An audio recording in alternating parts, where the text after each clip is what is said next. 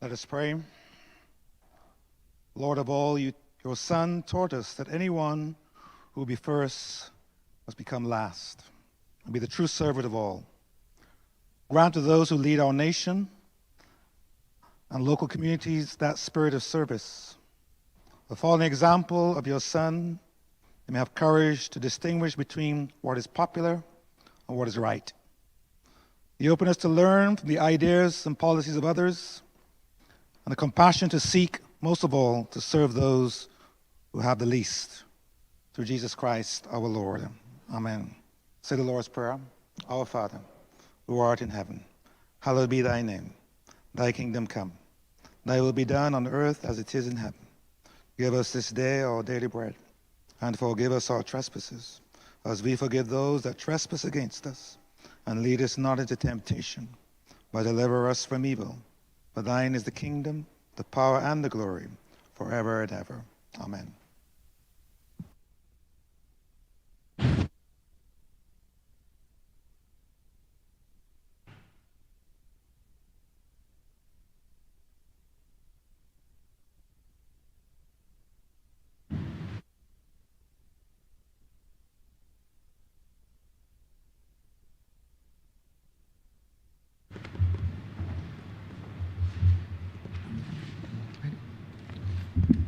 This House is in session. Minutes for the meeting held on Tuesday, 16 June 2026 to be deferred. Honourable Leader, Government Business. Thank you, Mr. Speaker. I beg to move that the aforesaid minutes be deferred.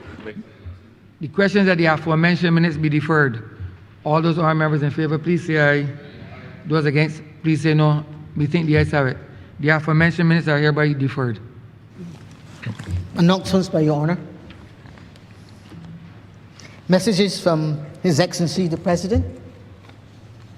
Petitions, papers, government notices, private members' notices, notices of questions, report from select committees. First reading of bills.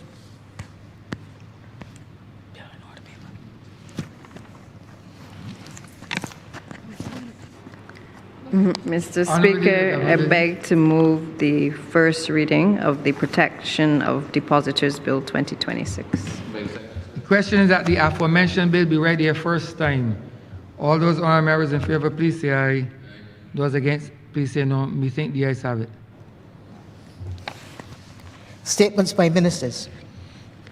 Congratulatory and obituary speeches. Personal explanations. Motions for leave of absence. Oral replies to questions. Notice of motion for adjournment of the House on matters of urgent public importance. Orders of the day. Honourable Leader, Government Business. Mr. Speaker, I beg to move the suspension of Standing Orders 6, 16, 18, 20, 42 subsection 5, 43, and 44 for the remainder of the day's sitting. By the second answer. The question is that the aforementioned standing orders be suspended for the remainder of the day's sitting. All those honourable members in favour, please say aye. Those against, please say no. We think the ayes have it. The aforementioned standing orders are hereby suspended for the remainder of the day's sitting. Public. Government business is the issue order of the day. Public business is the order of the day. Order number 6, sir. Enabling the Honourable Minister of Finance to move the second reading of the Protection of Depositors Bill 2026. Honourable Member for Christchurch East Central. Thank you very much, Mr. Speaker. I rise to pilot this debate very clear that the one thing that every time I've met with the Barbados Credit Union League, they've asked me, sir, what is the status of the provisions to include credit unions and ordinary Barbadians under the system of protection. And so, as I stand here this morning, sir, I want to acknowledge in our presence the President and some of the members of the Barbados Credit Union League who've come here this morning in spite of the fact that the Caribbean Confederation of Credit Unions conference is being hosted at Wyndham to follow through on the very positive public pressure placed on this government to close, I think, what is a significant loophole in our financial architecture. And so I want to thank them publicly, sir, through you, because they have been steadfast in their advocacy for this piece of legislation that would allow ordinary Barbadians who do not have bank accounts and have their resources deposited in the credit union system to have the same level of protection that currently exists, sir, for those who have bank accounts. I also want to acknowledge, sir, the CEO of the Barbados Deposit Insurance Corporation is also here this morning, because this is work, sir, serious work and protection that I really hope, sir, that we never ever have to use in this country. And you would recall, sir, and I, as a young man, recall hearing of trade confirmers, sir, and the impact that that had on thousands of Barbadian families. And at that time, sir, in the early 80s, there were no such protections for those depositors. And therefore, I believe that this is part of how we ensure that there is adequate protection financially for our ordinary citizens who work hard every day across every industry in this country.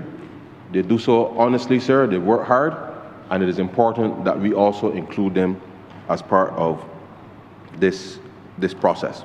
And so I am very pleased this morning, sir, to lead this debate, because it speaks to an act to make provision for the protection of insured depositors, enhance public confidence, sir, and continue the stability of the financial system. Now, a little bit about the BDIC, sir. BDIC, Barbados Deposit Insurance Corporation. Many Barbadians know of the Central Bank, many Barbadians know of the Financial Services Commission, but very little do they know about this institution, which really, sir, is important for many reasons, because should there ever be a failure of a financial institution in this country, again, sir, that accepts deposits, this piece of legislation that we are piloting today would allow the Deposit Insurance Corporation to ensure that it has in place a regime that would allow persons to be paid out up to the insured threshold for the specific institution, that would allow for a seamless as possible transition thereafter.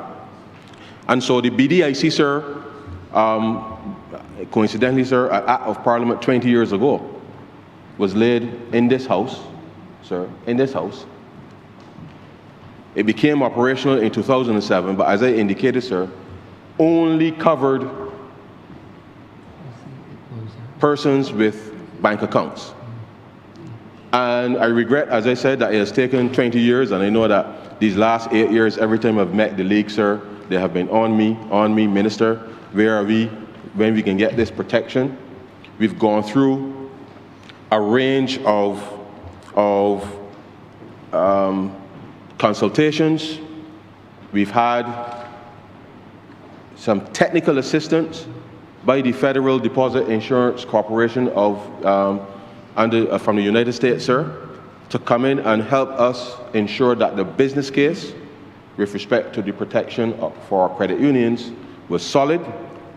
I know that the league, sir, they have been in robust consultation with their members to educate and to assist with respect to where we see the future of the credit union movement in Barbados.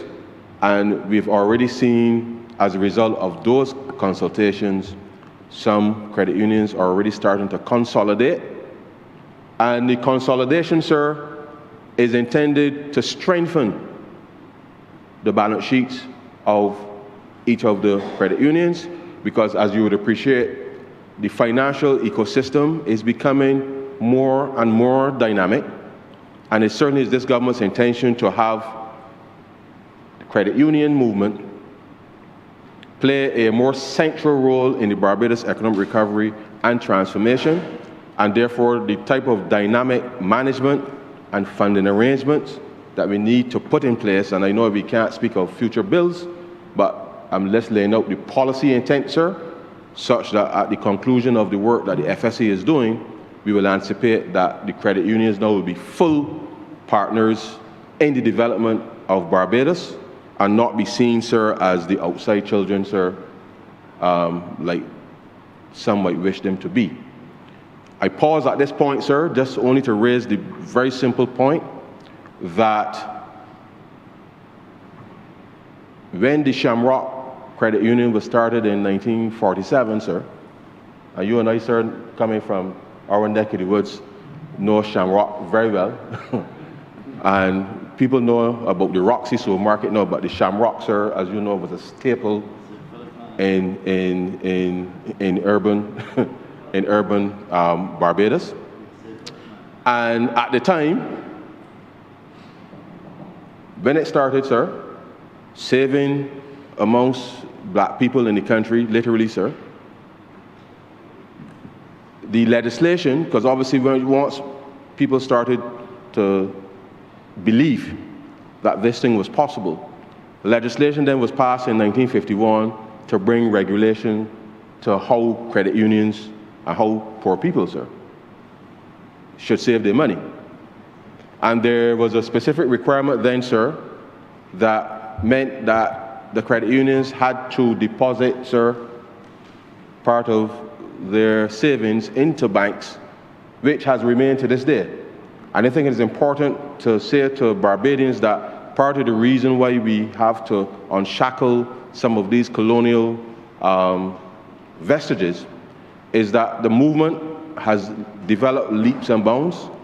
We want them to be incorporated with respect to the full impact of the economy, and therefore this bill in part will help change part of that equation, whilst the review of the full suite of legislation will seek to remove some of those requirements that still exist, allowing us to be able to drive more innovation within the credit union sector and allow for full participation in the financial system.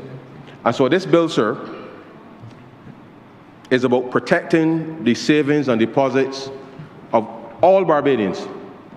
So because currently, sir, we have in place a system that is bifurcated, divided, where only commercial banks and Part 3 deposit-taking institutions have coverage since 2006, technically 2007 when it became operational, and leaving out the credit union movement, sir, that ordinary citizens who, over time, have had issues either getting a bank account, sir, and therefore worked with the credit unions to be able to be included. And so this bill is intended to expand the coverage with respect to deposits, such that every box is ticked as it relates to our financial system in relation to where deposits are to be protected. And so we feel it's important that, having done the work, the league continues to work and advocate amongst, consult with its membership, that the timing within which we can not just bring this piece of legislation, but as we roll out more and more financial tools to innovate and to bring our economy in line with what we want, sir, for the 21st century, I think it is important that this is undertaken. I know that in spite of the growth in the assets of the credit unions, which has been significant in certainly the last 20 years, that this specific piece of legislation and the coverage which we will provide, sir, and government will I will get to that a little later, government will put in its little piece as well. I know that there will be greater confidence in the credit union sector, and therefore the opportunity for further enhancement of their services, opportunities for more partnerships, I think is going to be important, sir. And therefore, I anticipate that as we have just embarked on the modernization of our payment systems through BIMPay, that there's something called, sir, the velocity of money, which is going to mean that things are going to turn around a little faster. And therefore, that turnover in of itself, sir, is going to generate more assets, deposits, and therefore our ability to see greater financial inclusion, but I think particularly intended growth within the credit union sector, I think is something that will come leaps and bounds along the way. So as I said earlier, sir, in 2007, the credit unions had assets of roughly $403 million, and at the end of 2025, it was $3 billion, sir. And so you can see the significant increase in just 20 years of the assets of the credit union sector, to the point now that it is almost 20% of the total deposits across the financial system. And therefore, it is not insignificant or inconsequential that we have to ensure that we cover those who represent the 20%. And those are many of the people that we pass out there in Marhill Street, sir. The vendors, the barbers, sir, in our communities, some coconut vendors, small business people utilize services through the credit union movement, sir. And therefore, right across the length and breadth of Barbados, this inclusion of credit unions in the deposit protection system will actually enhance and give greater confidence for those persons who every day come and make deposits in the credit unions. And just the other day, one of my constituents, sir, sent me a message, just like how when I saw the president and his members a few weeks ago, asking again, when will this thing happen? And so I'm happy today, sir, to come here to lead this bill that honors a commitment that we gave in June of 2018. I remember, with your permission, sir, Mr. Haynes was the president then, and I remember the conversation very well at LASC when we were all meeting as part of the social partnership, sir.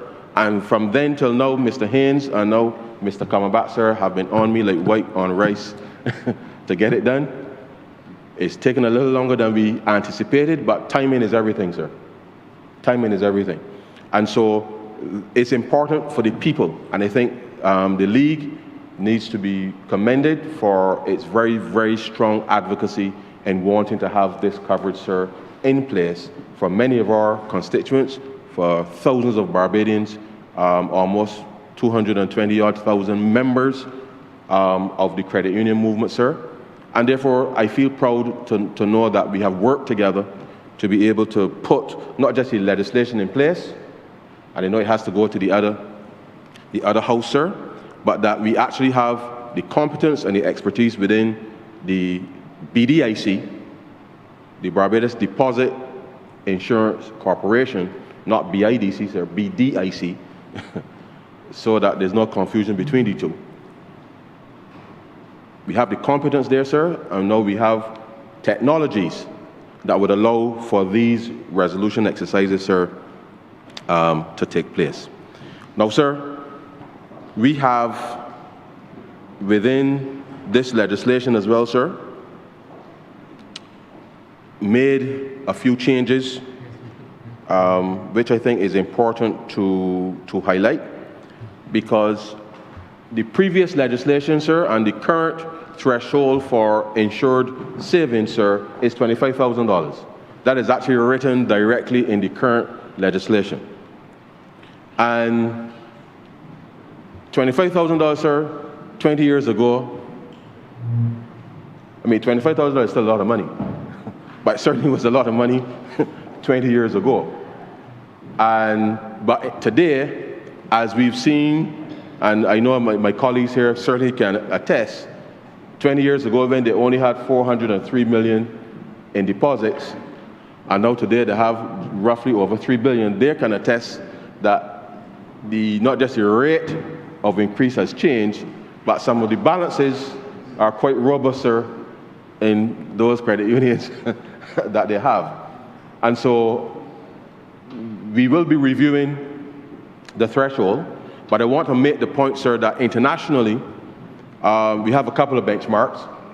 Internationally, you tend to try to cover deposits within a 90 to 95% range, sir, because you want to make sure that you have the widest possible coverage with respect to deposit insurance. Each institution pays into the deposit scheme, sir, the premiums to make sure that the funds can be built up such that BDIC can discharge of their responsibilities should an event happen. And therefore, it takes some time to build these resources up in order to have the resolution up to the threshold that persons can be comforted that should there be a failure, that there's somebody waiting, sir, the gatekeeper, or for a slip, so to speak, depending on your perspective, to be able to provide some comfort, sir, should a financial institution fail. And therefore, we've made a few changes to the legislation, modernized it, because as you and I both know, sir, under the existing system, sir, piece of legislation, if all went well, according to plan, sir, the minimum period within which you will get some money from BDIC would be 3 months, if all went well. Which means, sir, that from court to lawyers to institutions to everybody, sir, that if everything went well, the best case scenario would have been 3 months.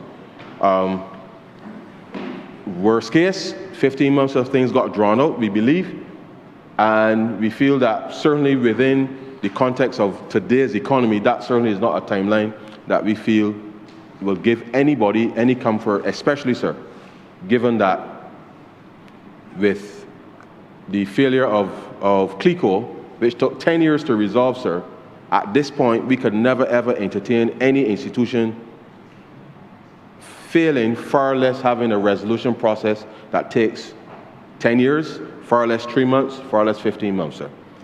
And so we have done a couple of things that I believe will help us to ensure that, one, as we continue to monitor the growth of deposits within the entire financial system, that we will have a review every 5 years to ensure that we are still meeting the benchmark of at least 95%, but if it's between 90 to 95, then it's okay, but to make sure that you're meeting that, so that as people, as the economy grows, as businesses expand, as individuals, sir, earn more money and make deposits into the financial institutions, in this case, into credit unions, sir, that the coverage level will move upward to ensure that as many accounts and as many people are captured within the threshold for providing deposit insurance. And so that's one of the key things that this bill will introduce, which is unlike the previous bill, sir, that we will be repealing, that every time you had to make a change, you would have to come back to Parliament, sir, and do a debate and all of that, when really and truly, sir, this is really financial innovation and dynamism taking place, and therefore the regulatory environment needs to be sufficiently fluid that allows the BDIC and its members, which now would include credit unions, to say to the depositors, the members, we have increased your coverage, and therefore you can continue to deposit with us, knowing that there is some protection there for you in the event that there's a failure. Now, let me make a small point here, sir. Our Central Bank of Barbados and the Financial Services Commission, sir, work together to ensure that the financial system, but particularly all institutions that accept people's deposits, sir, that the appropriate regulation and capital that is required for the orderly and efficient running of these institutions, those things are in place, sir. They continue to be in place. But we have to accept, sir, that we still operate in a world that calculates risk, and therefore nothing is foolproof. There's nothing that is risk-free. And therefore the financial system is there and the regulatory system is there to ensure that we monitor exposure. And by exposure, I mean, sir, that when you lend people money, sir, that you have done the appropriate due diligence, the appropriate checks, the risk management, to make sure that within normal circumstances you will be repaid. And that you are not lending to every airy-fairy idea that just people pop up in people's minds without any substance to suggest that there's something real that you can touch and feel, sir, in relation to the ability to pay. And therefore, I know that over the years, people have perceived that credit unions are becoming like banks. But you and I both know, sir, that where we put our money, when the day comes, if they can't answer to us how they've lent our money, sir, within reason, and explain to me how we can get back my money, sir, and yours, it ain't gonna go down so good, sir. And so that fiduciary responsibility, that ultimate responsibility that the management and the boards of the credit unions, in the same way that the banks and the Part 3s have to say to their shareholders, and the truth is, as credit union members are the shareholders, then ultimately explaining to them why you have to go through a little more scrutiny to ensure that when they lend your money, sir, that there's a 99% probability that you will get back all of it in time. Because there's always a small, things happen, sir. Things happen, so it's not as if things don't happen. But you want to have confidence that your money is being managed prudently, responsibly, and that you will get back a rate of return that I know that credit unions still continue to pay on their deposits, unlike with the banks that removed the minimum deposits a few years ago. And therefore, that is all the more reason why people should continue to have faith in the work that the credit unions are doing, because by lending our money, sir, out into the real economy, to real people, to real businesses, not saying that the others aren't, but you're giving your members, your shareholders, the people in Mar Hill Street, sir, people in Wotton, people in Bushall, sir, a rate of return on their deposits because you are lending into the real economy. And therefore, this piece of legislation is important to signal to ordinary Barbadians the need to continue investing in credit unions. And therefore, as credit unions become larger, there are now a couple of them are described as systemically important financial institutions. And so they're so large, sir, that if something happens, I know that all 30 of us in here, sir, can get real questions from our constituents. And therefore, I don't say this lightly, because in the same way that if something happened to any of the commercial banks, sir, we will all get the same questions, because these are Bajans' deposits in these financial institutions. And therefore, it is important that the regulators work collaboratively with the league and its members, that gives every single Bajan, sir, the confidence that this is the path that assures them, sir, a decent rate of return, and that the inclusion of the credit union movement now fully into the operations of the Barbadian economy, fully untethered from some of our colonial vestiges, sir, that we would allow ordinary Barbadians then to take a little more responsibility through the collective structures that the credit unions have in place.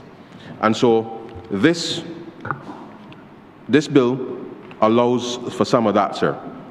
Now, in addition, sir, what we intend, and this is where the utilization of technology now will come in, sir. So every 5 years we shall review and make sure that we are providing the adequate level of insurance given the size of deposits across the system.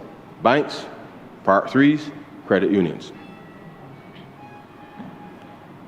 Once that is determined, sir, then the communication between BDIC and its members will go out to say, well, their premium was X, now it will be Y, because we need to make sure that we have the coverage. And the truth is, sir, the credit unions doing their own internal monthly assessments and monitoring would know that this is coming down the pipeline, because obviously by investing more in the economy, more money is coming into the credit union movement.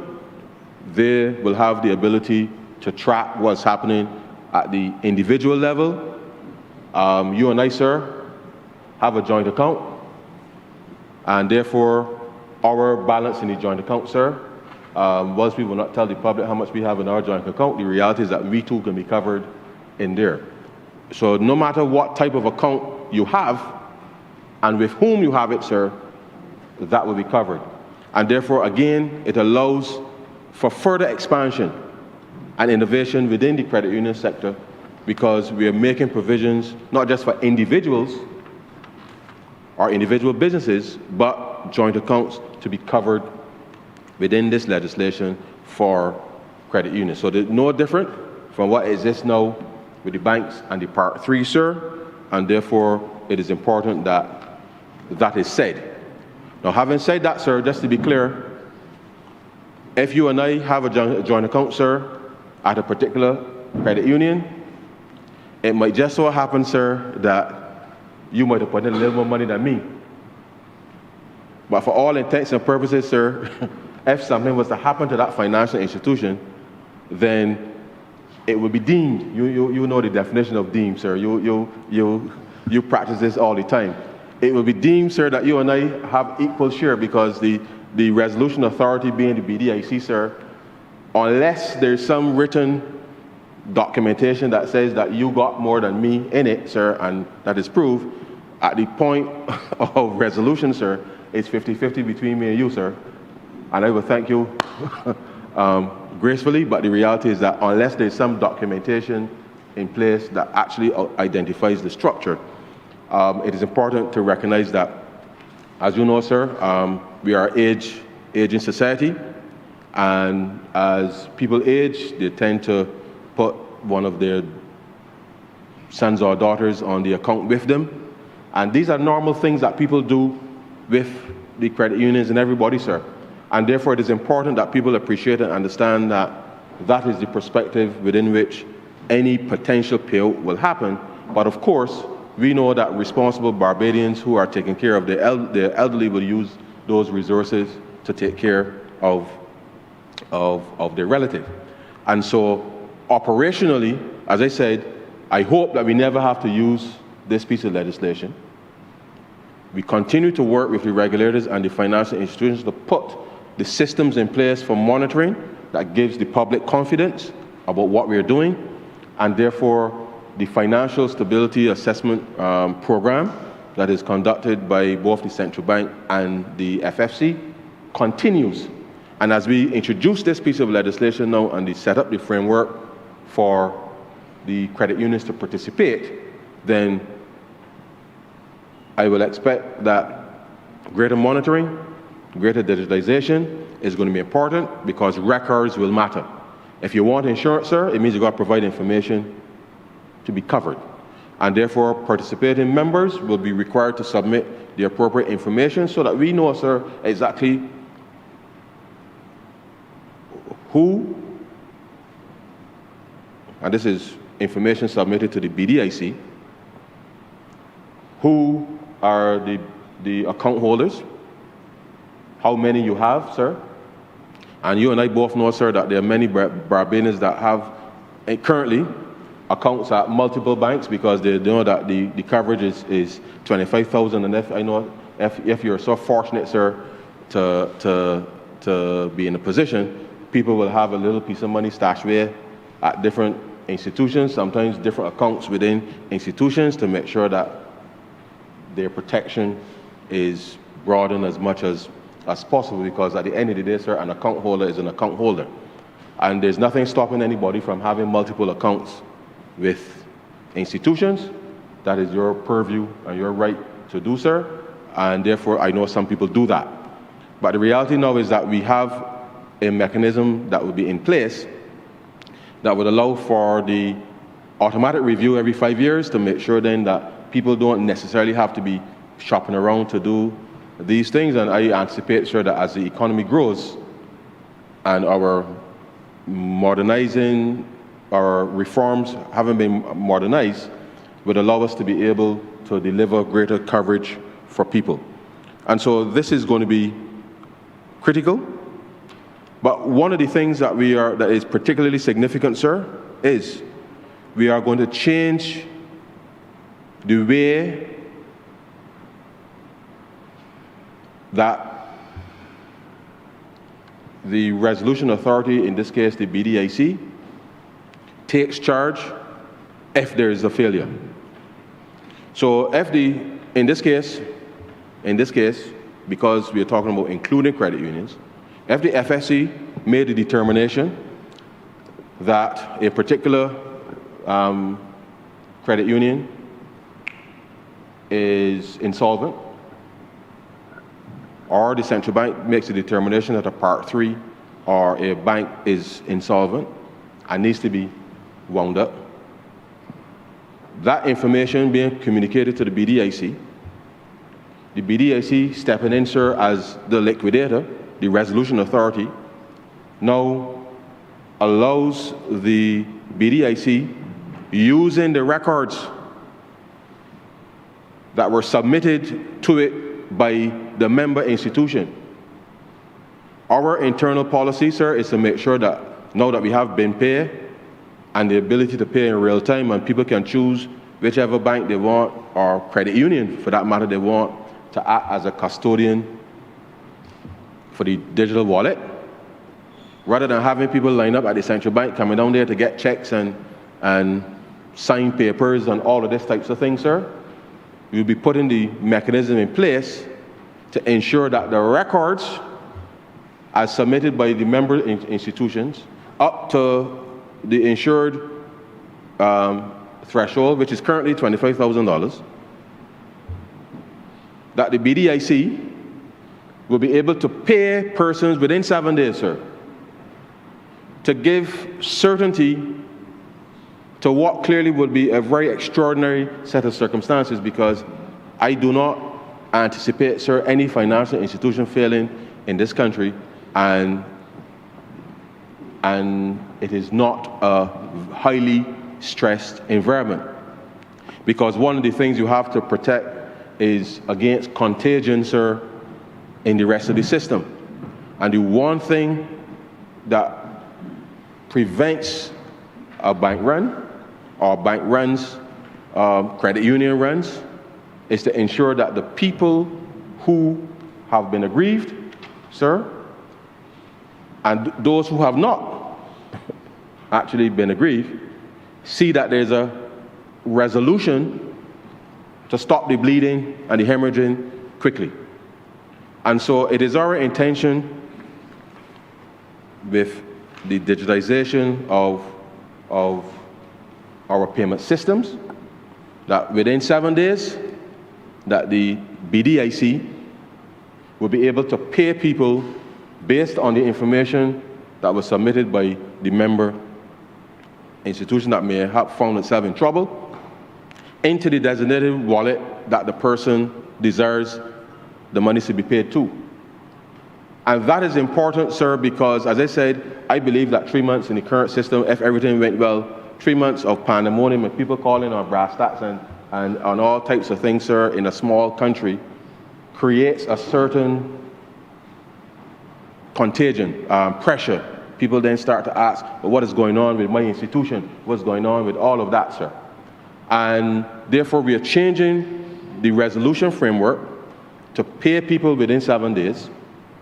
But it does not stop anybody, sir, from going to court, because the BDIC, in being the liquidator, will be able to look at the remaining assets of the institution and then make a further determination as to how the monies, anything that might have been left over, would be discharged. And so, rather than get it tapped in court, sir, before money could pay and take a long time, we're inverting this process so that it stops the immediate hemorrhaging should the institution fail. People get, for the most part, because you're covering 95%, the aim, as you say, sir, is to cover 95% of people in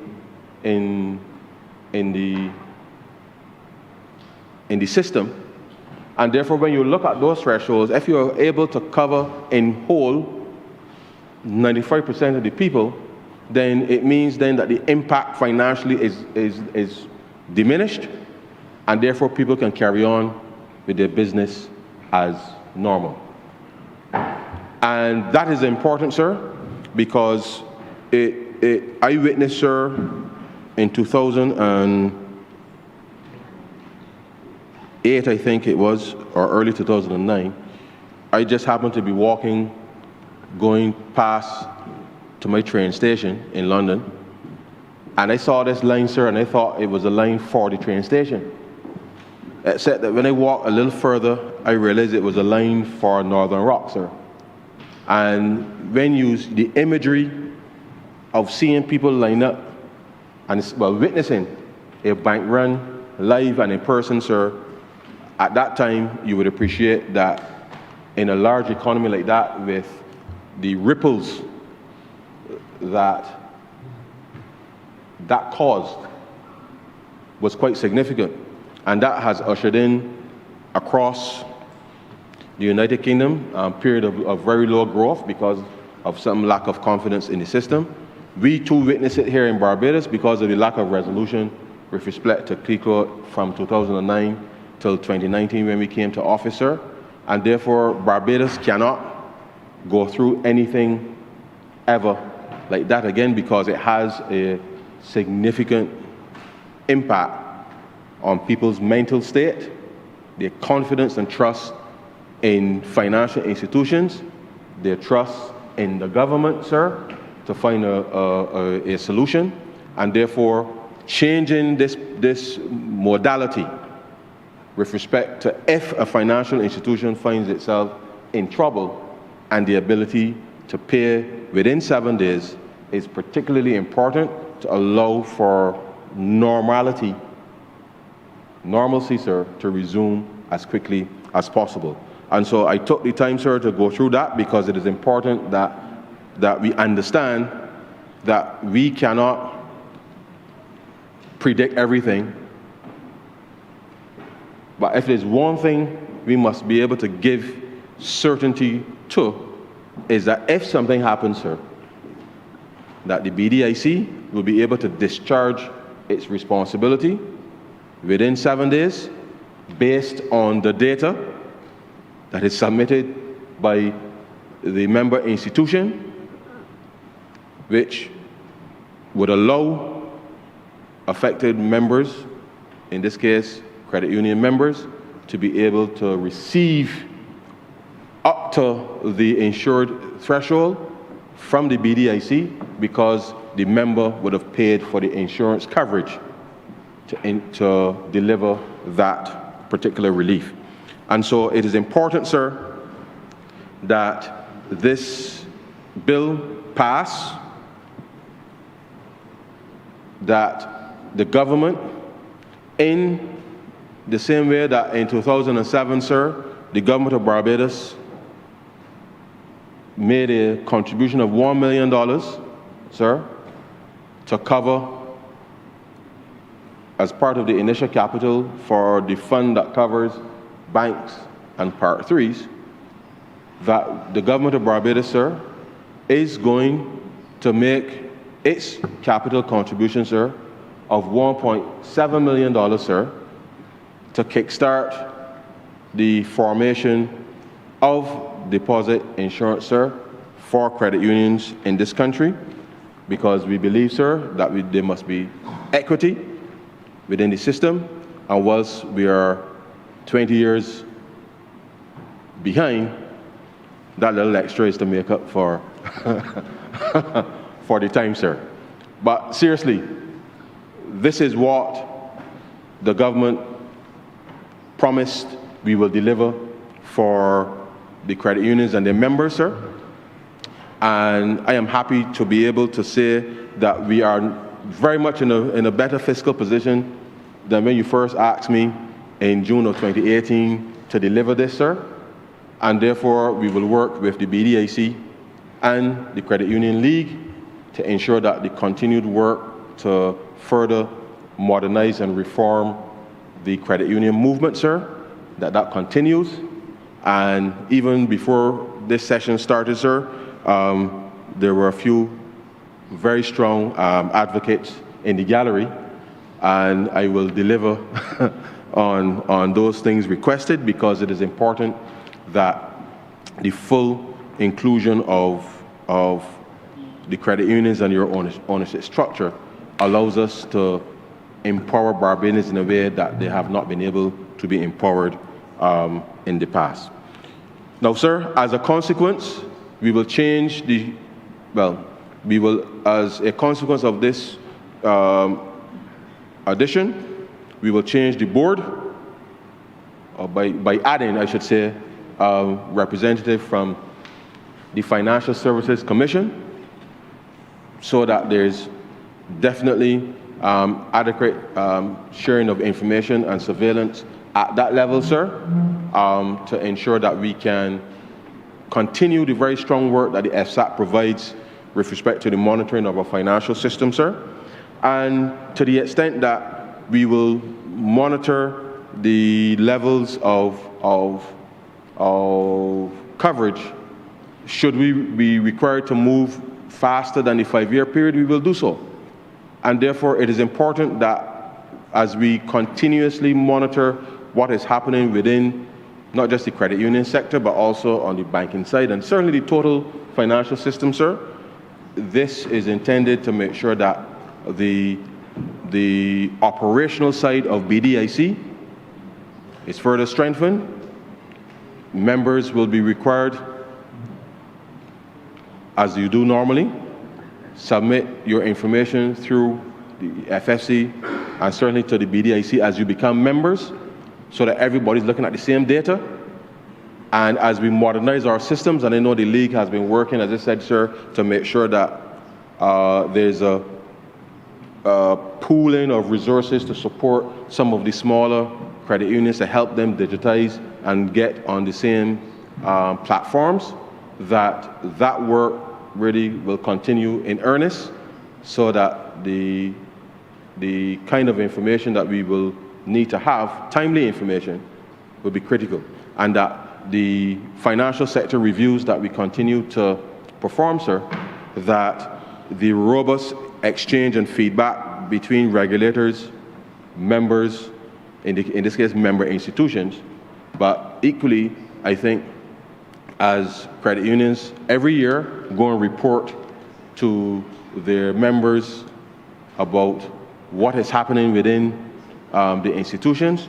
I'm conscious that it is June, and usually those AGMs tend to take place in the summer, and therefore I would expect that they will be reporting very good success about not just the passage of this legislation, but what the BDIC has instructed them is necessary, such that the onboarding with respect to deposit insurance is in place, and that your members now understand a bit more as to not just the impact of the advocacy, but certainly what this means materially for the businesses that they operate, for the employees of said businesses who have accounts with credit unions, and that this process of building the fund now begins, but you have the appropriate coverage in place to allow us to be able to give them certainty in relation to their deposits with the credit unions. Now, sir, let me make the point here, because this is not now related to credit unions now per se. This is related to all and sundry that are involved in managing financial institutions. If, sir, you or myself happen to be a manager, sir, a director, sir, a CFO, or anybody that has a chairman, sir, anybody that has the responsibility, the fiduciary responsibility for managing financial institutions.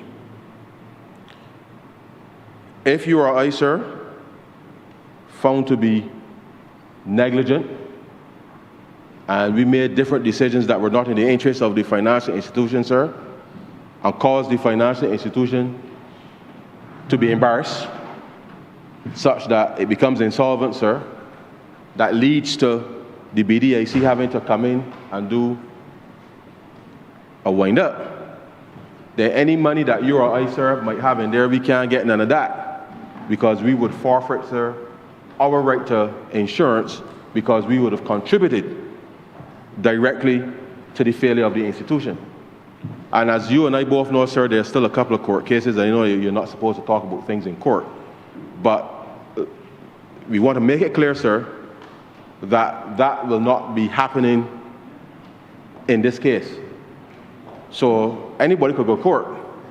As you know, sir, anybody could go to court.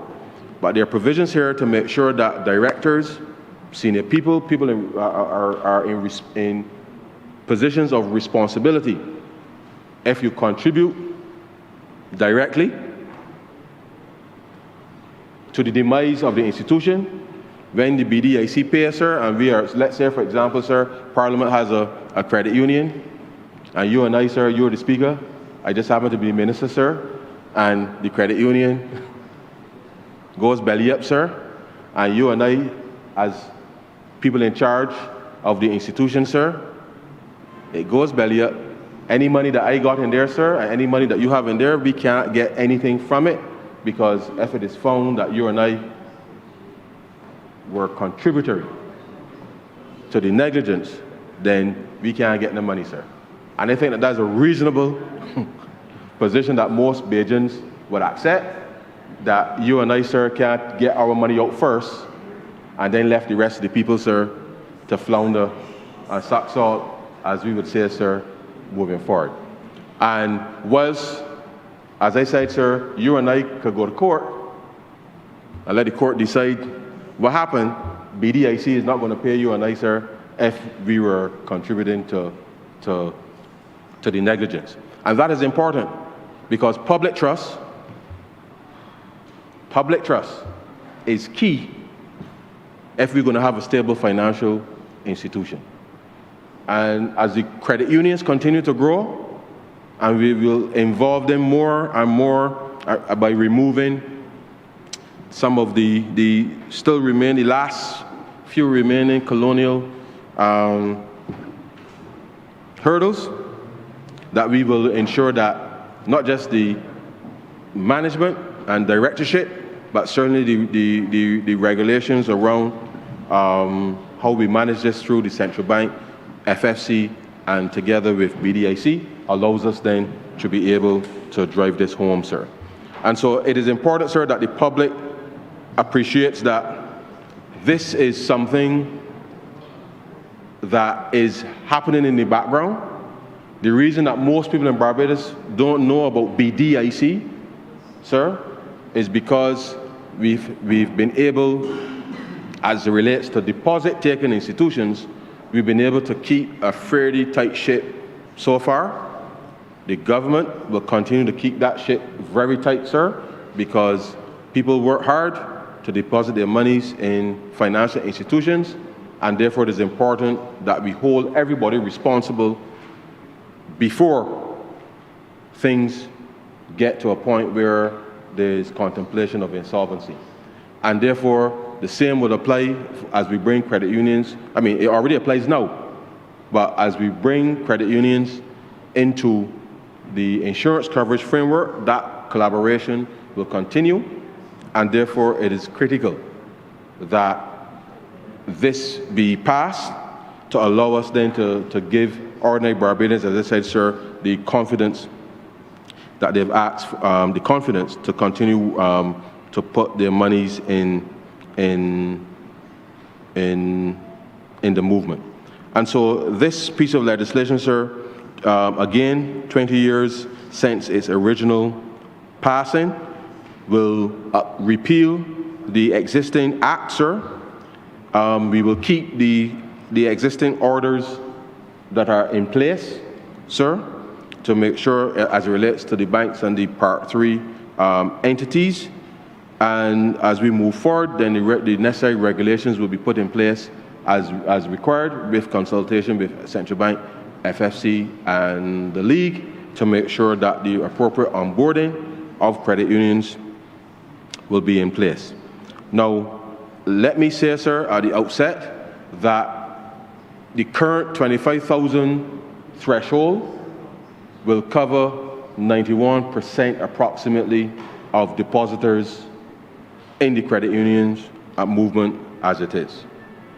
If we move to 50,000, it will cover 96% of the members within the credit union movement. I anticipate, sir, that whichever number we choose, that once this is done and the framework is going to be put in place, the credit unions will come back and say, well, Minister, so much money coming, we're going to need to increase this coverage.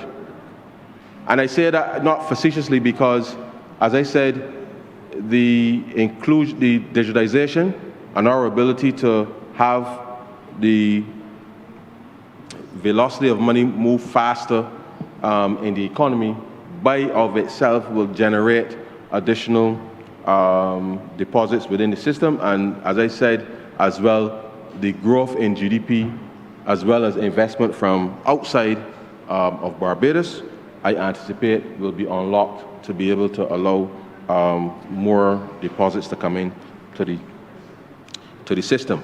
And so we want to make sure that we bring everybody on par so that no matter whether you are in a bank, a Part 3, or a credit union, that everybody has similar levels of coverage. Of course, there's a cost for additional coverage, and therefore those numbers have to be worked out. So 25,000, sir, to start, and then we will monitor and make sure then that we get to the appropriate coverage level of 95%, both in the banks and Part 3s, and certainly as it relates to the credit union movement. But I am happy, sir, that having done, and let me say, sir, the credit unions League invested in ensuring that they had the appropriate research done independently for them to be advised. The government, working with the FDIC out of the US, also came in and worked alongside their consultants, and some of that work has already started to see, as I said, some of the consolidation within the sector. And therefore, whilst I accept, sir, that at the end of this, as we get stronger credit unions in place, sir, I know that numerically there will be less, but I think having fewer institutions but stronger institutions is really where I think the long-term strategic interests of Barbadians' savings, I think, will be best served. And therefore, the League certainly has been leading in that respect, and therefore, conversations will continue as to who merges with whom and all of that, sir.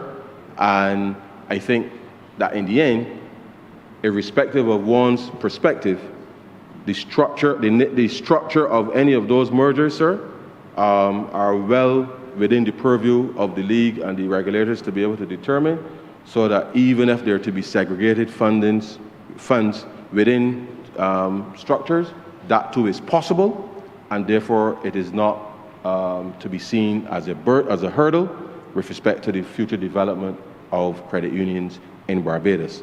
But the ultimate aim is to make sure that people are covered, and that the manner in which we do so does not vary from the initial intent that credit unions were, the mandate that credit unions may have been set up to do, but you can do so in a structure that is sufficiently flexible that allows the coverage to be in place and to allow those principles that the credit unions share as individual credit unions to still to be preserved, even within a slightly different format.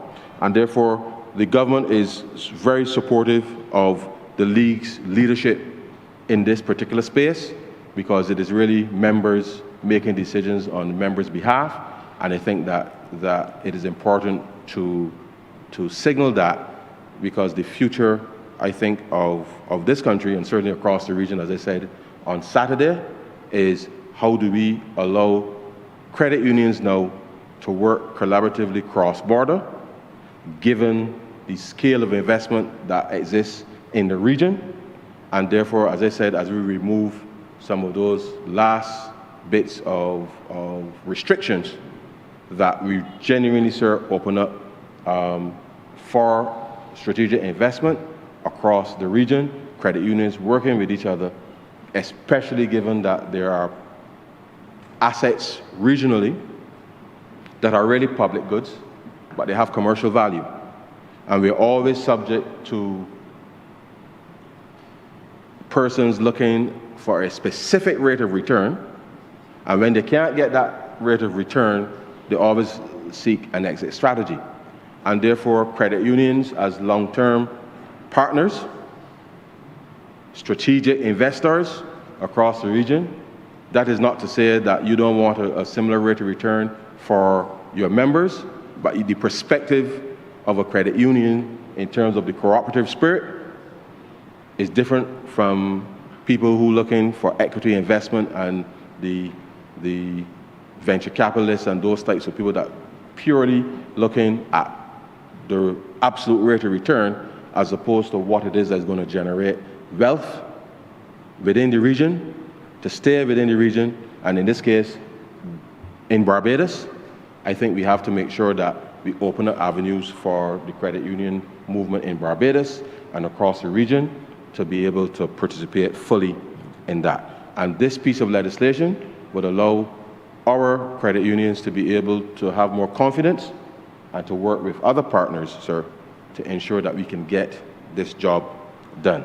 And so, sir, I'm happy that my colleagues are here to witness the passing of, well, at least the piloting of this legislation. I look forward to the contribution of colleagues in this debate.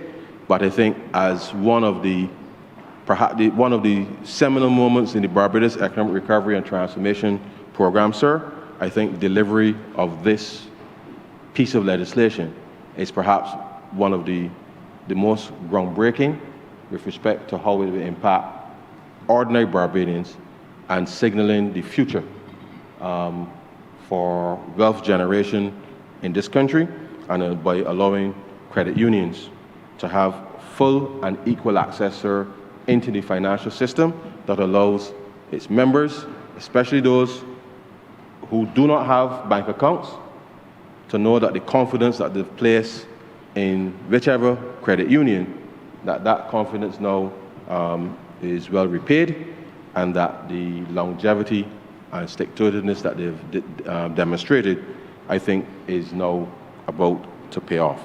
And so, sir, with those few words, I will beg to move, sir, that this bill be read a second time.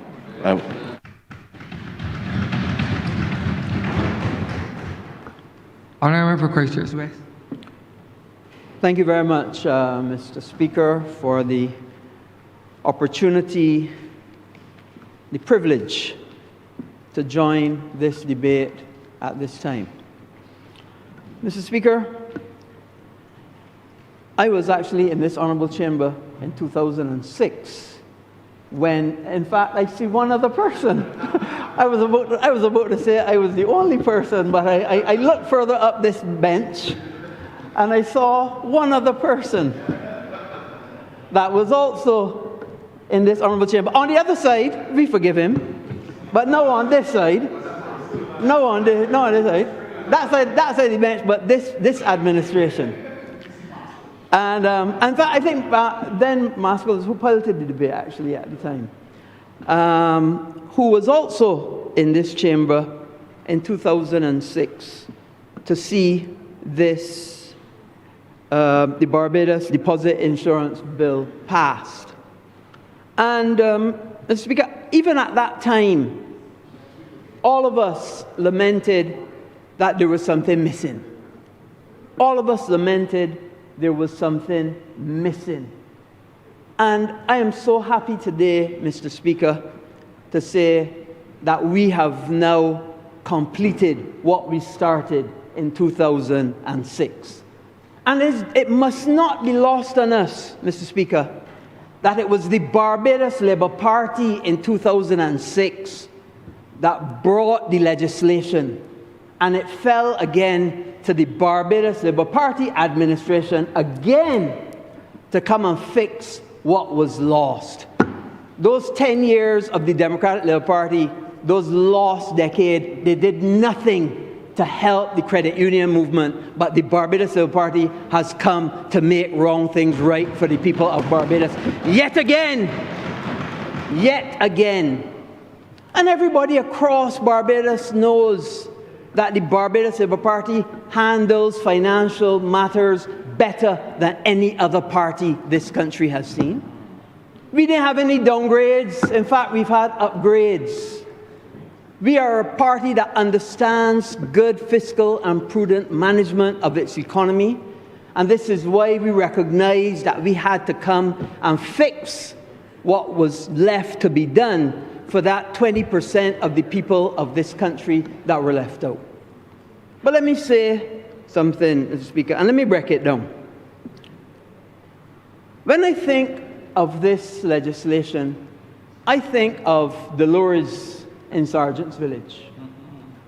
Dolores in Sergeant's Village, Mr. Speaker, she's put down her money. First, she's put it in a little susu, a meeting turn.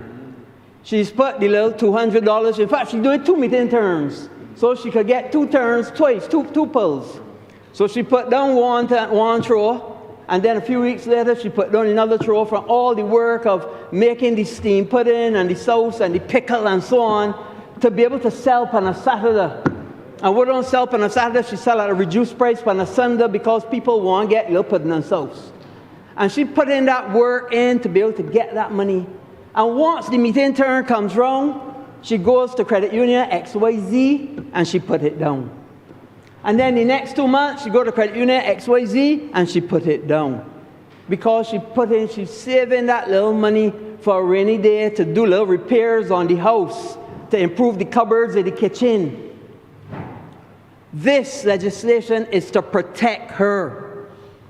Because lo and behold, Mr. Speaker, you know, she gets about 23,000 or so, and then all of a sudden she wake up and open the paper and see credit union XYZ collapse for whatever reason.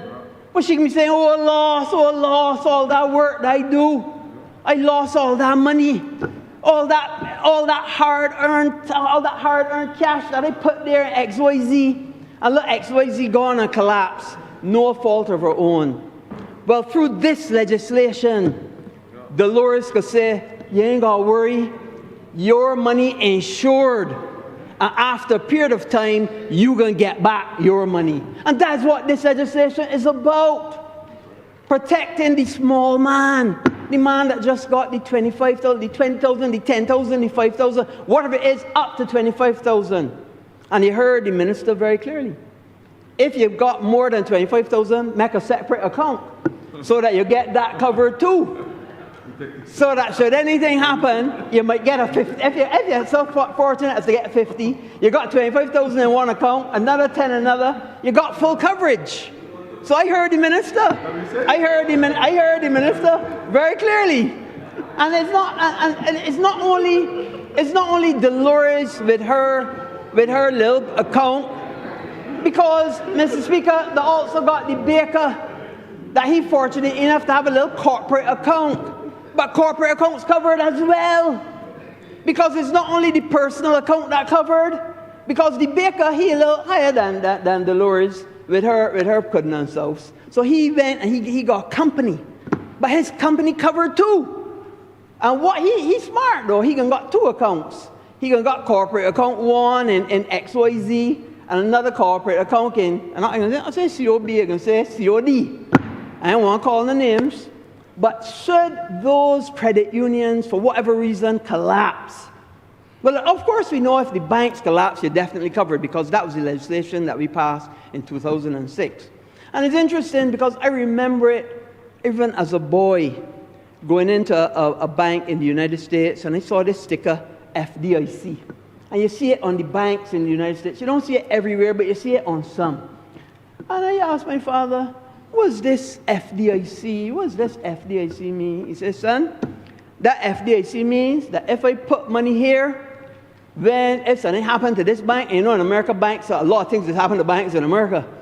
If something happened to the bank, you could get back your money because it's insurance of the money.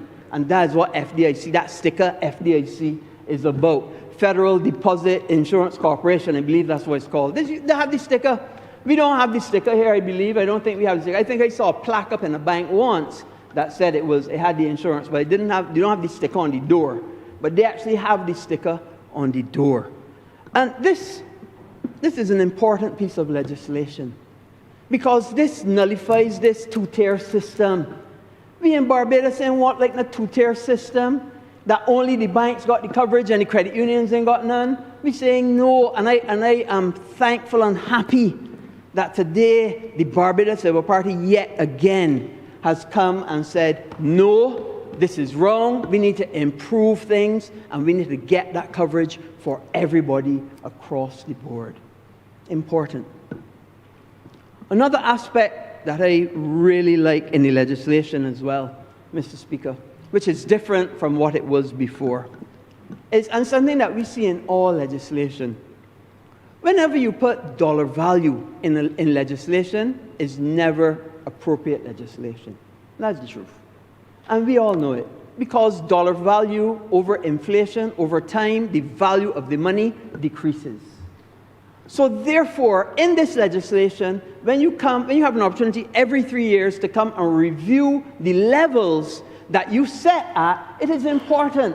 Because as the minister said, you don't want to be coming back to Parliament to pass another piece of legislation. You know what it is? Well, you know, and we know what it is. But the average person out there doesn't know the steps and the stages it takes and the cost to pass another piece of legislation. And what this legislation does is and I think all legislation going forward, we have to improve on it by recognizing that dollar values change, and we are inputting into all of our legislation mechanisms that the legislation itself will change dollar values over time by reassessment. And that is innovative, important, and a good part of this legislation as well, because it means then that over time the levels will be assessed. To what percentage? Well, it'll be 25,000. Later on, as we continue to improve, and you see how great the economy is growing, maybe it might be 30,000. But it's good to start at the 25,000, and I appreciate the start at the 25,000, because if it were set higher, it would mean that the credit unions' premiums would be higher as well. So give the credit unions an opportunity to build up their own fund. I understand that the credit unions are going to have a separate fund than the banks. Fair enough. I'm not going to speak too badly about the banks, except one thing, because you know I have this reputation that I tend to cuss the banks. But I'm not going to say anything badly about the banks today, except one thing. Except one thing. And it is this. And I understand why people go to credit unions. It takes too long to get a bank account in Barbados. It takes too long. There are people and there are places and jurisdictions that you could get a bank account online in hours. And the banking, and I understand the know your customer regime in Barbados. But we have to do something about the time it takes to set up a bank account in Barbados. And this is something that the banks, the governor of the central bank, the Ministry of Finance, and all of us, the banking institutions, we have to, if you have to have a colloquium, the Prime Minister likes colloquiums, have a colloquium, everybody come in one location, say what the issue is, work it out, and solve the problem. Well, let's get the colloquium then. Let's find out what is it that costs us that amount of time to get a bank account in this country. There are other jurisdictions to get a bank account in hours, online some places. We need to fix that problem. We need to find out why, what it is, what we need to fix it, and fix it. You know, I believe I would have spoken in here in this honourable chamber of trying to, my mother's getting on in age, 83, wanting to add me to her account. It took 9 months.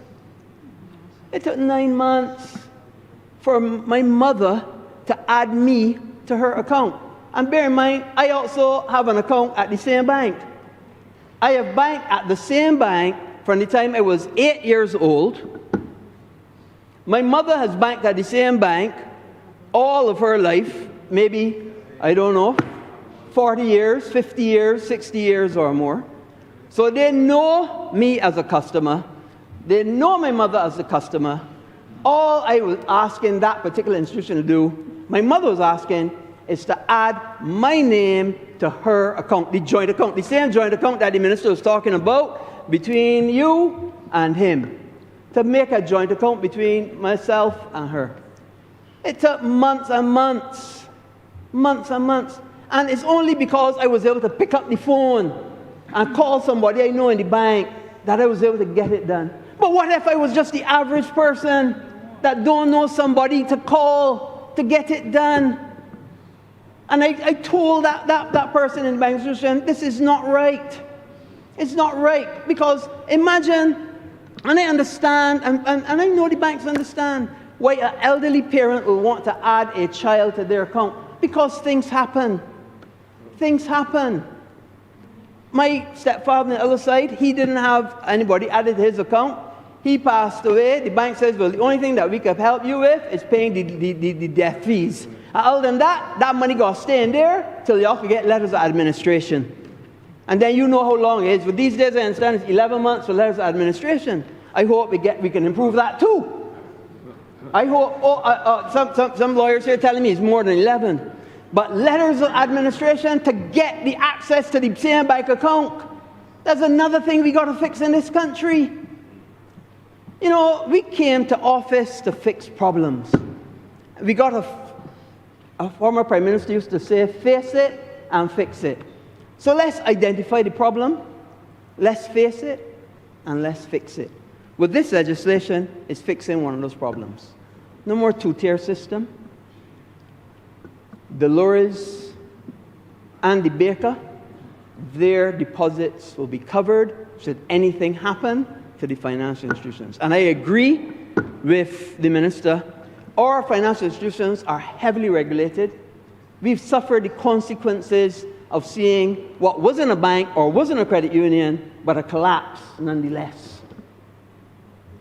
I saw when people were butting about trying to get their money out of Clicquot. I said in this chamber that the then head of that place, a man called Dupre, preyed on the Caribbean. Preyed on the Caribbean. And the amount of devastation and destruction that he wrought and that company wrought across the Caribbean must never be seen again. And this legislation, although it would not have covered them, at least it covers a section of the financial institutions of this country. So I fully support this legislation, Mr. Speaker. Another thing that, to further my point about the CLICO, what this legislation also does is the legislation allows now the corporation to be the liquidation authority. And I thought that was excellent as well, because it takes it out of the judicial realm, certainly in the first instance. So that I would imagine that once there's a problem, liquidation can happen and people can get paid quickly. Not the problems that we had with CLICO, having to go through a whole judicial manager. And then the cost of you never know what the cost of a judicial manager is. Because in addition to the losses, you then have to pay the judicial manager as well to manage the liquidation of the company. All these things we have to recognize. This is why this legislation is good. It is appropriate for the time, and most of all, it is about the motto of the credit union, people helping people. That's what it's about. People helping people. The motto of the credit union, and one of the mottos of the Barbados Labour Party, better life for our people. And with that, I am sure this legislation goes a long way to doing that. And with those few words, Mr. Speaker, I'm obliged. Honourable Member for St. Peter. Thank you very much, Mr. Speaker. I don't think I'll be very long, but I thought I needed to. I seem to need your protection, Mr. Speaker. I may need your protection, Mr. Speaker. Honourable, there's a problem? Yeah, there seems to be a problem on my side. On the other side or on this side? No, on my side, which is a challenge for me. But I had to join this debate because, actually, from a number of perspectives, my connection with the credit union movement goes back quite some years to my KPMG days. And we, in those years, audited a significant number of credit unions. We audited. I remember spending quite some time at an office in Maxwell, where a league was located at the time. But I also remember having to do, or being part of a team that did an investigation at one of the credit unions. And so that has stayed with me because it indicated to me that organizations, as large as they are, or as small as they are, have certain vulnerabilities. And so the matter of protecting those who could end up being hurt is one that resonates with me. But obviously, Mr. Speaker, it also resonated with me because I am a member of the credit union movement. And we don't advertise here, but I represent Spikestown, but I'm a member of a city credit union. I don't know if it's because I represent Spikestown. But St. Peter also has 2 credit unions located within the parish and within my constituency. If I walk for 10 minutes from home, I will get to a credit union because there's one in a mile and a quarter. And so there is a closeness, there's an understanding, at least from my perspective, with respect to the fact that credit unions are the people's institutions. And that is really where I want to begin my intervention today. Credit unions represent the people's institutions. This bill today, Protection of Depositors, is a bill that in its essence says to Barbados that we have now moved away from addressing only the issues of the colonial era institutions, and we are now fully embracing the institutions of the people, the institutions that are birthed at the level of the community, institutions that are the result not of some large investor with a lot of money who's setting up shop, but people who have decided to pool their money together, use the limited resources they have to build institutions that can be of benefit to them. And so the credit union movement is really the successor to what took place with the landship. The credit union movement is the successor to the SUSU. The credit union movement is the successor to the meeting turn. The credit union is a movement with legitimacy because it comes out of the bowels of the people. It is the people's response to financial exclusion. It, because of that, has within it a certain capacity to be self-reliant because it comes out almost of oppression. We are not, as a country, where we ought to be yet because there's still a significant number of what we call the unbanked.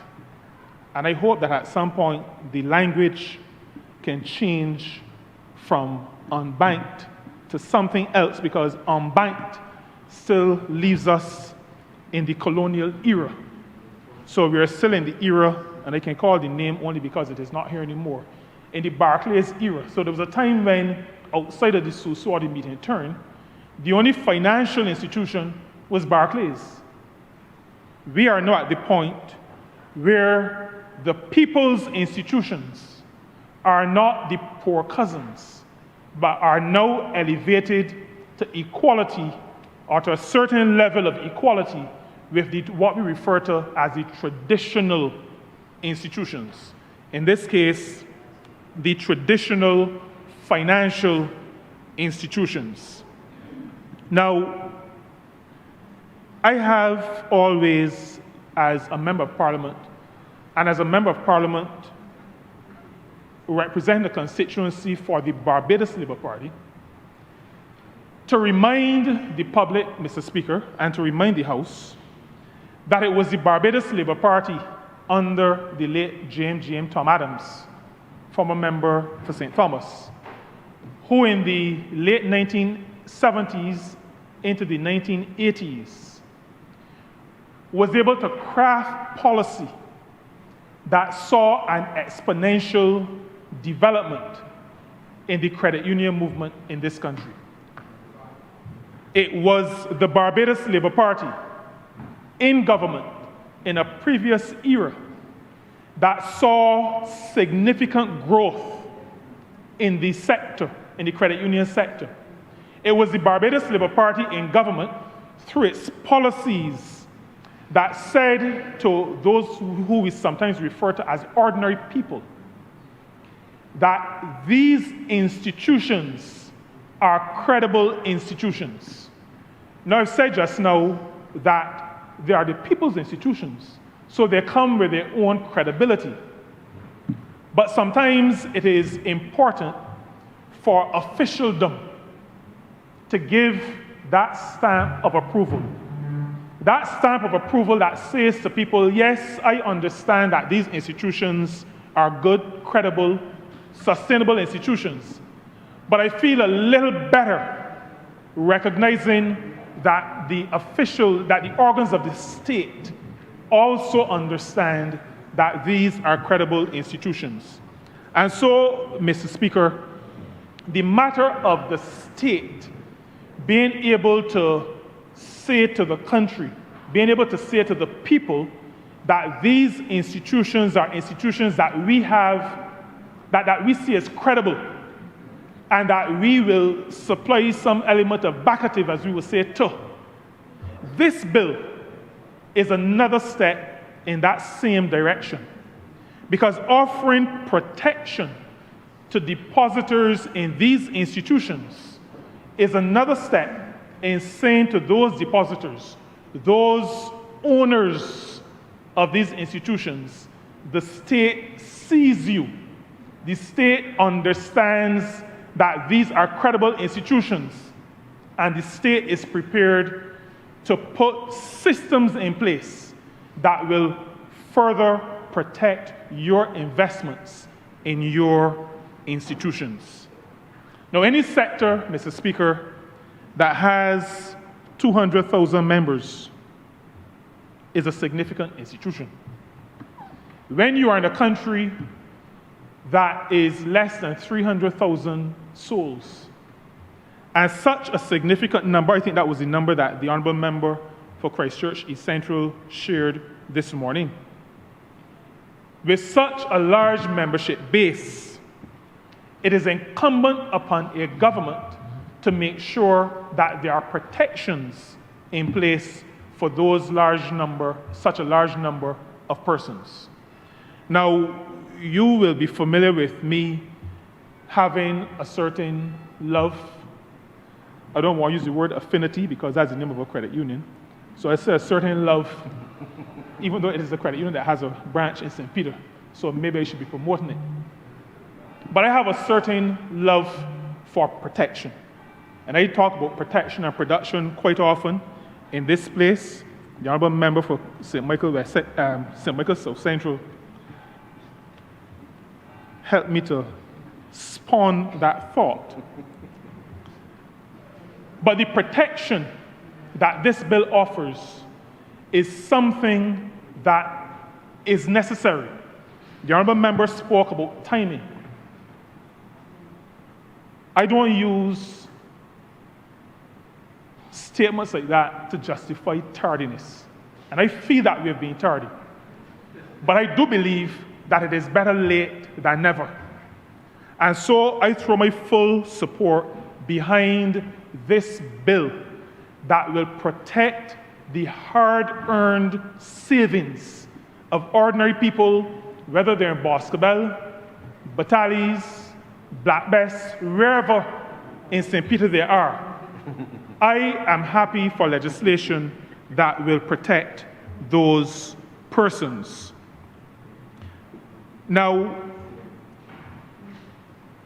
the Barbados Labour Party's view about the cooperative sector generally, and credit unions in particular, is also borne out in something that we did in 2018. And the Honourable Member who piloted this bill would recall that in 2018, the Honourable Member for St. Michael South Central as well, in 2018, while we were addressing the disaster that was bequeathed to us by the Democratic Labour Party government,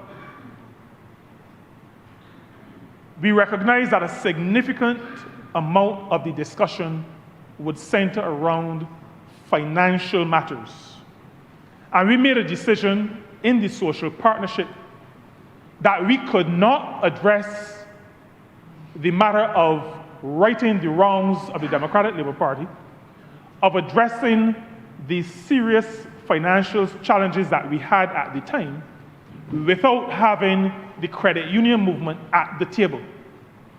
We made a decision that the people's institution, the people's financial institution, needed to be at the table just as commercial banks were at the table.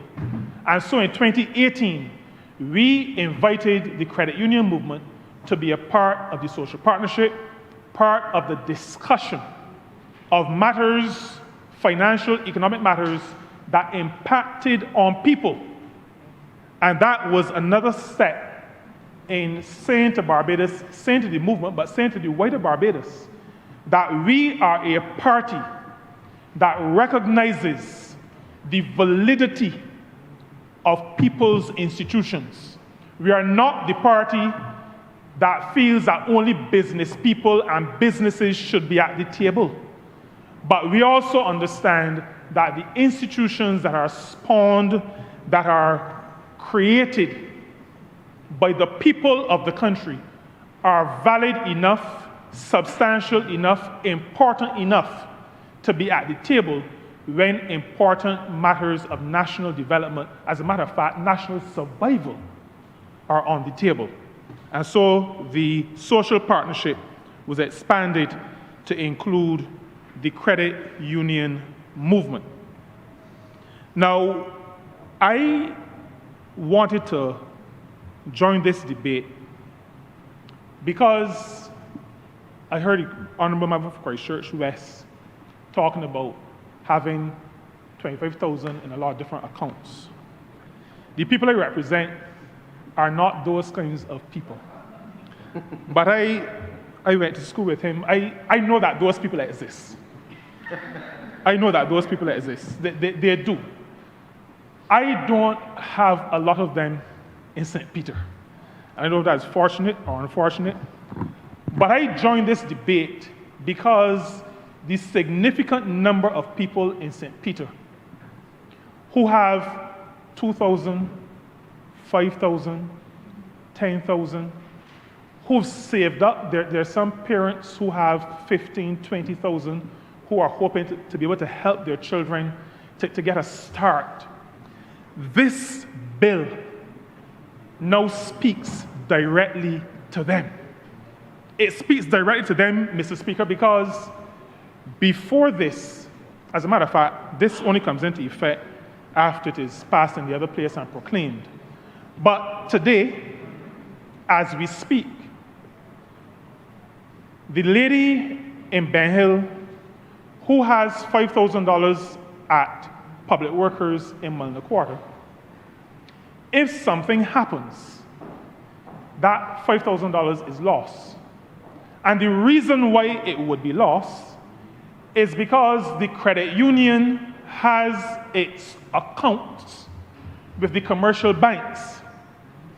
The commercial banks are covered for up to $25,000 for the account. Now that account in the commercial bank includes the money of the lady in Ben Hill, but it also includes the money for the person in Tweeside Road, in Paterkin, in Bank Hall, in Bayland, all over Barbados. Now, I don't know how the 25,000 is going to be split up. The amount that is covered, how it's going to be split to allow each of those persons to get a few cents. Right now, those depositors at credit unions are exposed to some level of risk. I'm not saying that, Mr. Speaker, to cause any alarm, because I have a few dollars at a credit union, and I feel confident in that deposit at the credit union because I believe, based on everything I've seen over the last couple of decades, that the credit unions are well run. There are, however, in life, risk at every stage of life. Once you get off your bed, there's a risk. As a matter of fact, while you're laying down, there's also a risk. So I'm not saying that to alarm anybody, but to say that while depositors with commercial banks are covered individually, right now, deposits through the credit union are not covered individually. And the beauty of this, the reason why, as Member of Parliament for St. Peter, I have to stand to support this bill and to speak to the country to say that it is a bill whose time has come, is because my people are going to be protected. Their individual deposits in the credit union, Public Workers in Mullinar Quarter, Affinity in Speightstown, or wherever else in the credit union movement they are. Each of those accounts, each of those deposits will now be covered up to $25,000. That is what the people in my constituency sent me here to do, to protect them and to protect their small resources or their medium resources or their large resources. That is what we were sent here to do. We were sent here to protect the ordinary people of Barbados, the people who voted for us, those who did not vote for us, but those who live in this country and in our constituencies. We are now at the point where the people and their institutions are now seen on the same level as those of the commercial banks and those who have invested in the commercial banks. There's a matter that I want to speak to. I shared this sometime during last year with the Honourable Member for Christchurch East Central. A credit union is the people's institution. A credit union is also a commercial entity. That is to say, it has to be managed and led in a way that recognizes that it represents the investment of others. It is not an individual's personal money. That means that there are going to be certain costs associated with managing. When you have to discharge a fiduciary responsibility, there are certain costs. This insurance has a cost, because all insurance has costs. There are two things about this that I want to mention. One is that because it will be operating more like what is referred to as a captive, sometimes it is called self-insurance. It is the coming together, the pooling of premiums, so that if there is need to be a payout, that payout comes from that pooled pot of premiums that have been contributed to. But those premiums, the amounts that the credit unions will be paying, comes out of the revenue of the credit union. So it is a cost. It is a cost to the credit union. Now, the matter that I spoke to the Honourable Member who piloted this bill about was a concern that was voiced to me by a representative of a pretty small credit union.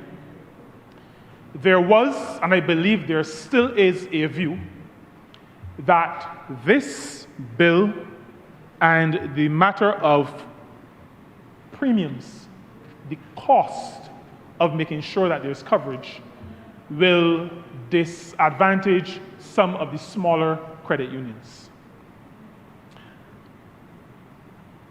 I want the smaller credit unions not to see this as so much a challenge, but to see the need for every financial institution in this country to recognize that it has an obligation to protect the hard-earned funds of those who decide to put their funds, their money, in the institutions. And so, if an organization, a credit union, believes that in order to be able to fulfill the mandate of protecting the same ordinary people whose funds created the credit union movement and created the credit union, then it has to see that protection as important. It has to see that protection maybe as paramount. And I use that word deliberately. Paramount because I'm now establishing a hierarchy of responsibility. The people who have put their money into the institution to create the institution, those people need to be protected. I am not saying or suggesting that that protection should be at the expense of the overall organization. What I am saying is that what we have started to see is what may need to happen. And I am referring to credit unions coming together, determining that the best way to protect their depositors, the best way to protect their owners, and that is the fundamental difference between a credit union and a commercial bank. The depositors in the credit union are the owners. Some credit unions have determined that in order to protect their owners, their shareholders, it is better to pool their resources. Now, I've been assured, both by looking at the legislation, but also by the Honourable Member for Christchurch East Central, that amalgamating or amalgamation is not something that is mandatory. If the organization can handle the cost without having to pool with another similar, like-minded organization, then that is fine.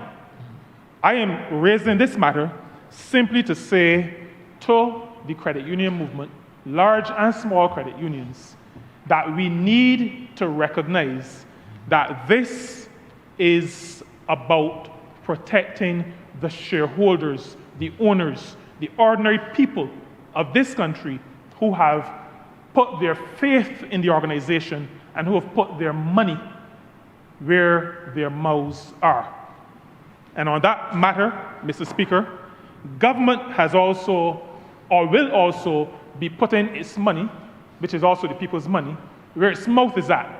And the Honourable Member spoke to the $1.7 million that government will put in up front to help to seed the insurance pool, to start off, to give a jump start to the insurance, to the insurance pool, to the captive.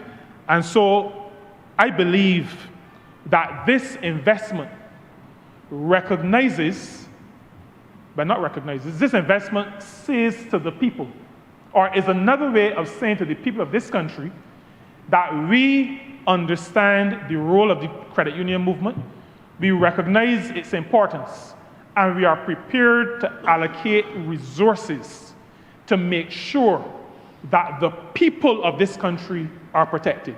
And this 1.7 million, Mr. Speaker, is a significant sum, but I believe that it is a sum well invested, particularly because it goes to protect the people of St. Peter, the people of Barbados, the ordinary people who have put their funds into these great institutions that we refer to as credit unions. I want to end, Mr. Speaker, by indicating that internationally, the credit union movement, because it represents cooperative action, is part of what is called the social and solidarity economy. That is how it is referred to at the International Labour Organization. Social and solidarity, because it refers to people, it refers to a system that does not put profit first, but puts the building of social capital, the building of individuals, the building of families first, the building of communities. The social and solidarity economy, Mr. Speaker, is, well, particularly at the International Labour Organization, is one that Barbados, and I will say the Barbados Labour Party, has had some level of influence in as well. I say to this House, through you, Mr. Speaker, that in 2022, the International Labour Organization, at its annual International Labour Conference, debated the topic, decent work in the social and solidarity economy. In that discussion, that committee had 4 officers. 2 of those officers were from Barbados. The Honourable Member for St. George North and myself. The Honourable Member for St. George North was the worker spokesperson. I was the reporter for the committee.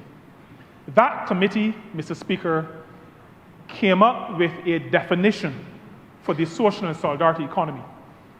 And I am happy that we were part of creating that definition, and to say to you that the following year, or maybe 2 years after, the United Nations General Assembly adopted that definition as the international definition for the social and solidarity economy. I end with that only to reinforce the point that I've been making earlier. This Barbados Labour Party, wherever it manifests itself, is fully committed to the cooperative sector, fully committed to the social and solidarity economy, fully committed to the credit unions of this country, fully committed to ensuring that those institutions developed by people, birthed by poor people in this country. Institutions set up to formalize systems that we refer to, like I said earlier, as the SUSU and the meeting turn. These institutions of ordinary people are institutions that are seen as vitally important by this Barbados Labour Party government. The bill before us today, Protection of Depositors, is part of this party's vision for the movement. It is part of our understanding of how the movement can continue to develop. It is us saying in government that we support the people of this country. We support the risk that they take. We support their hard work and their propensity to save and to put aside their savings for a rainy day. We support it to the extent that we have come to this place to make sure that those hard-earned savings are protected. We have come to this place to say to Barbadians that we recognize that their institutions, our institutions, are no different and certainly no less than commercial banks in this country. We stand with the people. We stand with their institutions. And I commend this Protection of Depositors bill to this House and to this country. I'm obliged. Ladies first. Honourable Mr. Michael South Central. Thank you, Mr. Speaker, and to my honourable colleagues who are willing to give way at certain moments. Sir, I rise in full support of this bill, and I rise from the outset to provide through you, sir, a little bit of context in terms of the importance of this kind of action in the consciousness of a country like Barbados and a region such as ours. Sir, there is a story that is told about the abolition of the slave trade. There's a story that is told that suggests that at some point, planters and slave owners saw the light and had their consciences pricked by a newfound sense of morality that somehow appeared after centuries of enslavement of a people. Those of us in this part of the world, I hope, know better. Because the story that is told suggests that this was a human rights action. When we all know that, in fact, the slave trade was becoming less and less profitable. And that the industry that was held up by that slave trade was also starting to give way to new kinds of industry in which those owners of wealth and capital wanted to now get involved and to newly shift to. And so many of the dates that we come to commemorate with respect to the abolition of slavery and the slave trade actually relate to something else. They relate to the date on which slave owners were compensated for the losses that they incurred as a result of freeing the slaves. The losses that they incurred as a result of the fact that they would now experience financial loss from the fact that the world was now moving in a new direction, a new industrial direction.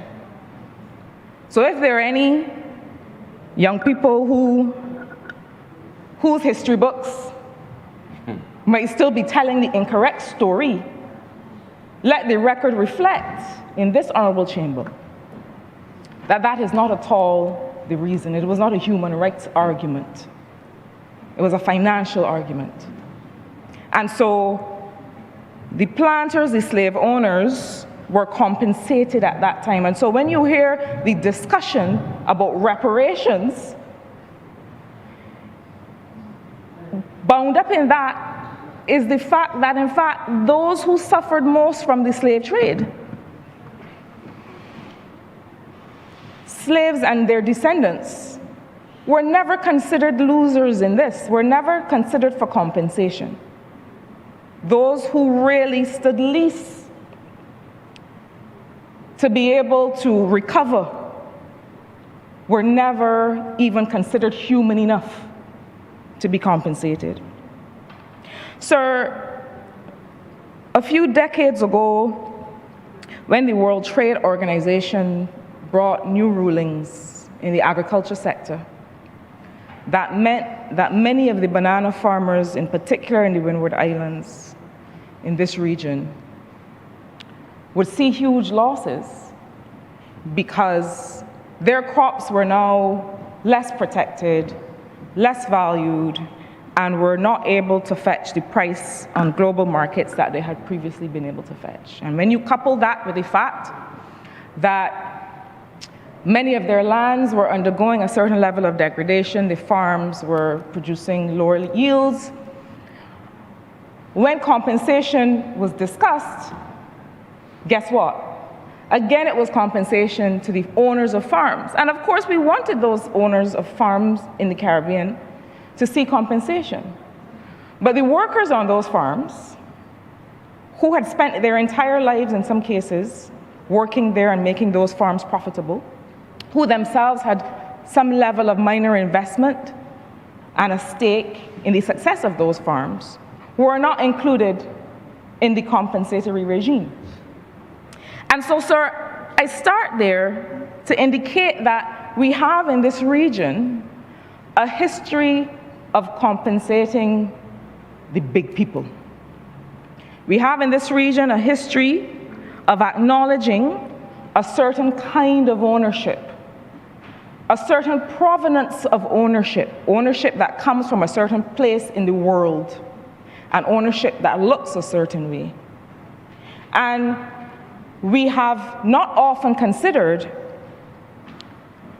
something that this bill does now acknowledge. And I realize that the language is not new language, but the language is important because it is the protection of depositors.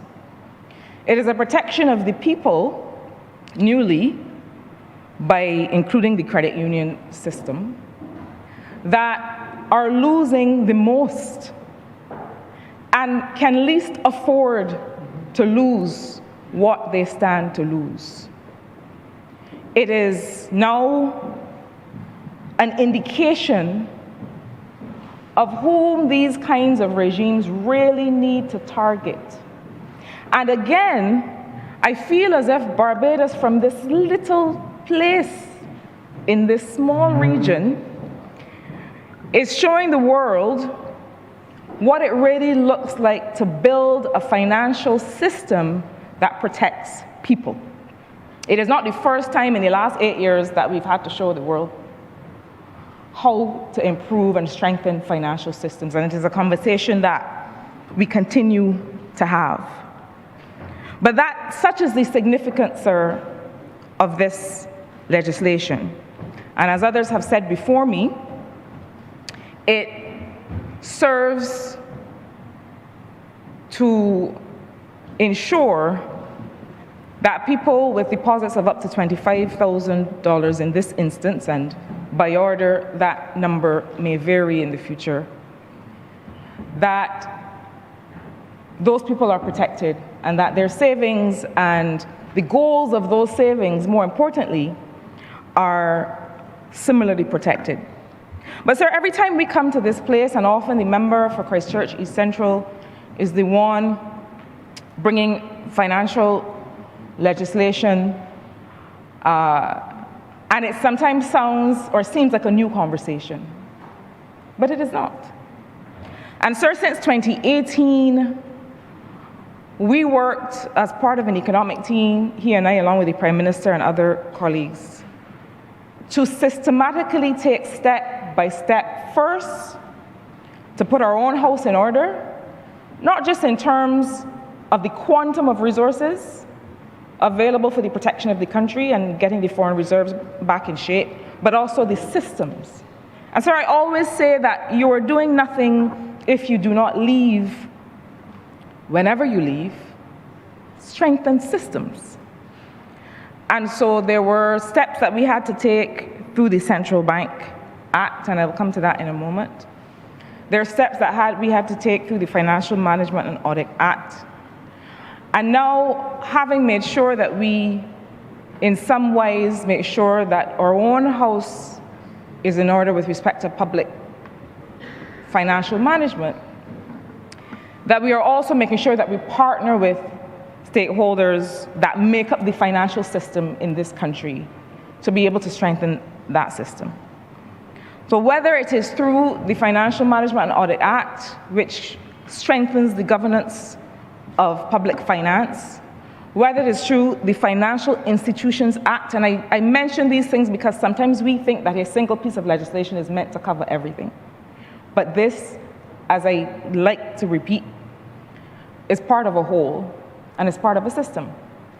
So whether it is through the Public Financial Management and Audit Act or through the Financial Institutions Act, or through a recent amendment to the Central Bank Act of 2023, that again sought to improve the governance of the central bank in its regulation of commercial banks, but also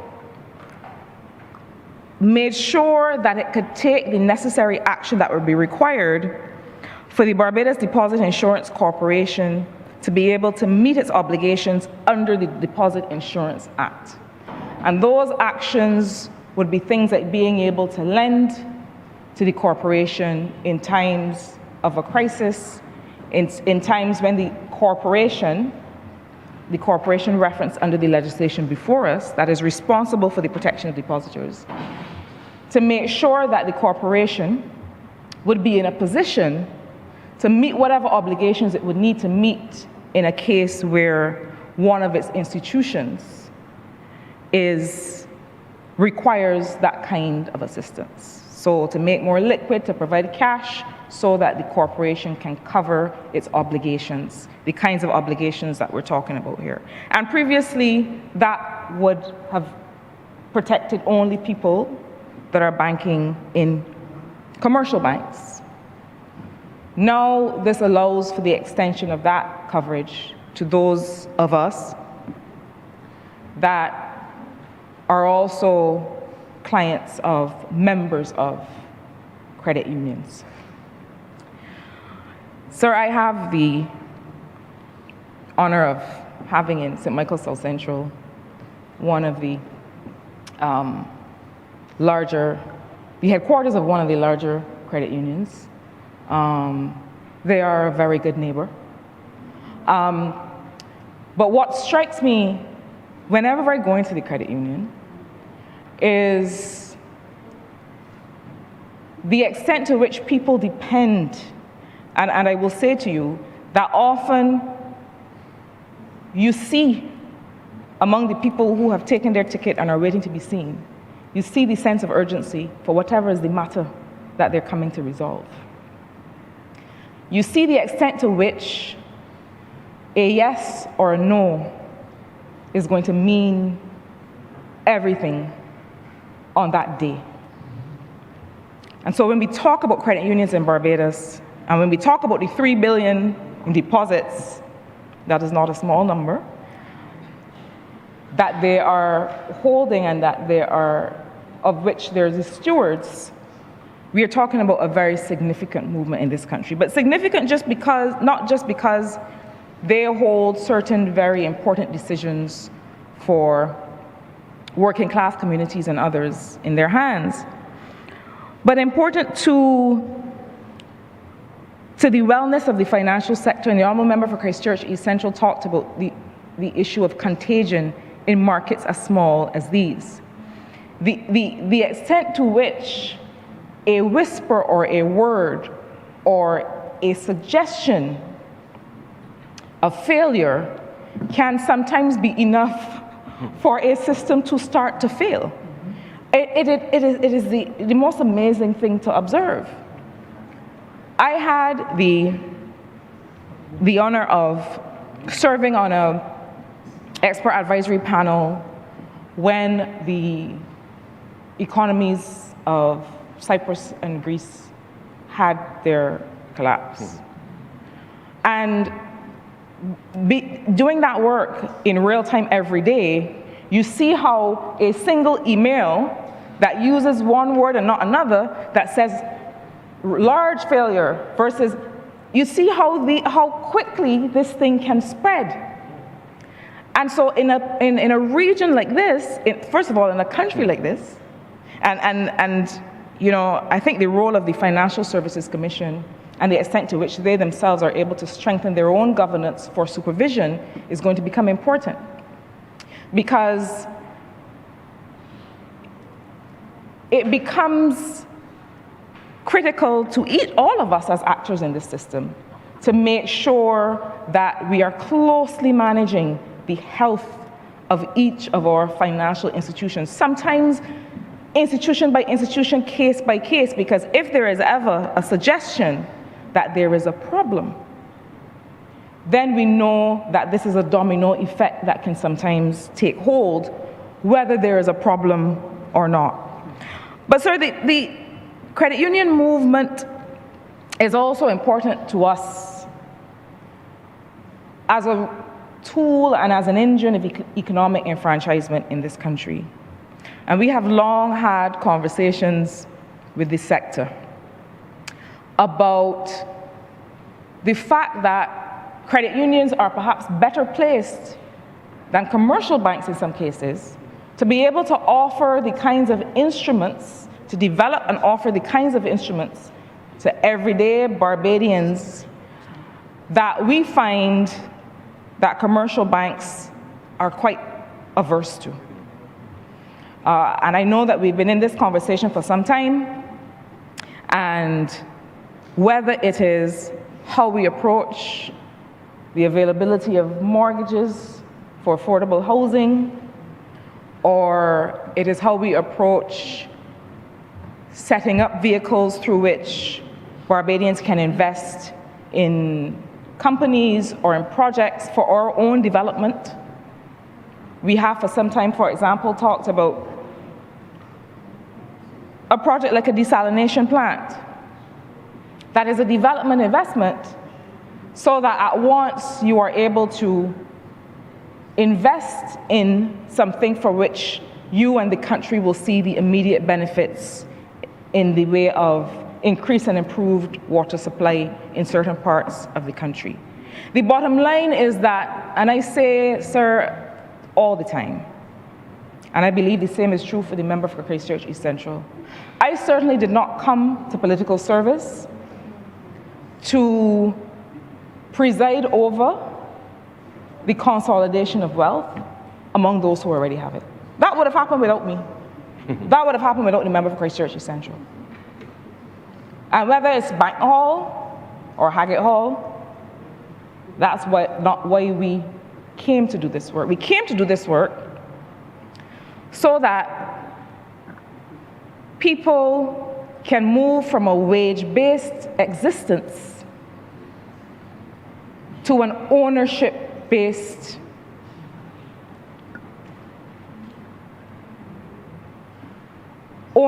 basis for how they live and earn and are able to leave something for future generations. That is why I do this work. That is why this government is doing this work. And that is one of the things that this legislation helps us do. I do think that we need to go further faster.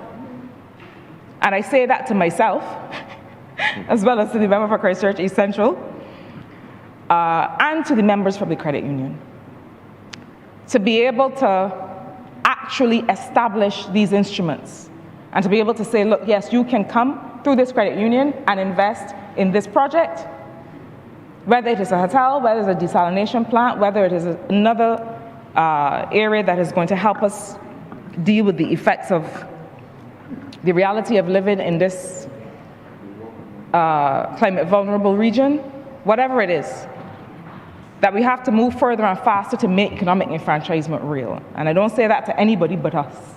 I say that as a reminder to us that that is still our mandate. Sir, to the extent that the Financial Services Commission is now included as a relevant, competent authority to be able to arbitrate in these matters, to the extent that this legislation removes the need for a high court to make a decision before operations can be wrapped up, before payments can be made. This is important. And it is important for a reason that I don't like to admit. It is important because decisions still take too long to make their way out of the court system. And this is true for a number of matters, or a number of categories of matters. But it means that it affects the credibility of the financial system. It affects investor confidence, let us be frank. And it ties the hands of the Financial Services Commission or any other relevant authority to be able to act to protect depositors. Certainly, the lady that was referenced by the member for Christchurch West, who makes pudding and sauce on a Saturday, or the baker that he mentioned, can't wait 3 months to recover their money. And that's if you're lucky.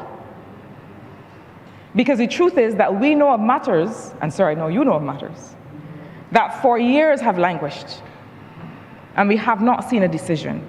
And when, as somebody who has some responsibility with my colleague from St. Philip for investment, South,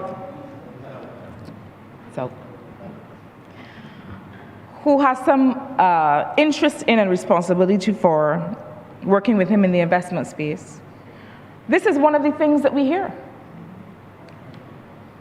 If I am involved in a financial matter in Barbados or in the region, and it has to come before the court, am I going to be able to get my resources out? Now, if we can't answer that creditably, then we have a problem. And while this problem is not solved in this legislation, what the legislation does, admirably, is to remove the need for that action to be settled before people can be protected. And it is an important consideration of this legislation. Sir, the Financial Services Commission is growing in its mandate. It is growing in its mandate in part because of the series of reforms that we have seen over the last 8 years. It is also growing in its mandate because of new international norms and standards. And the international financial reporting standards are newly updated and are going to mean that deposit-taking institutions, insurance companies, all institutions in the system are going to have to up their game. It means that similarly, the Financial Services Commission as regulator is going to have to up theirs. And I believe that standardization of communication, standardization of norms and expectations, greater predictability are things that the FSC can target as it improves its capacity to regulate institutions. There are things required of the institutions, and there are things required of the Financial Services Commission, so that regulated institution and regulator are on sound footing to be able to protect the system. The final word on this, sir, has to do with the broader role of insurance in development.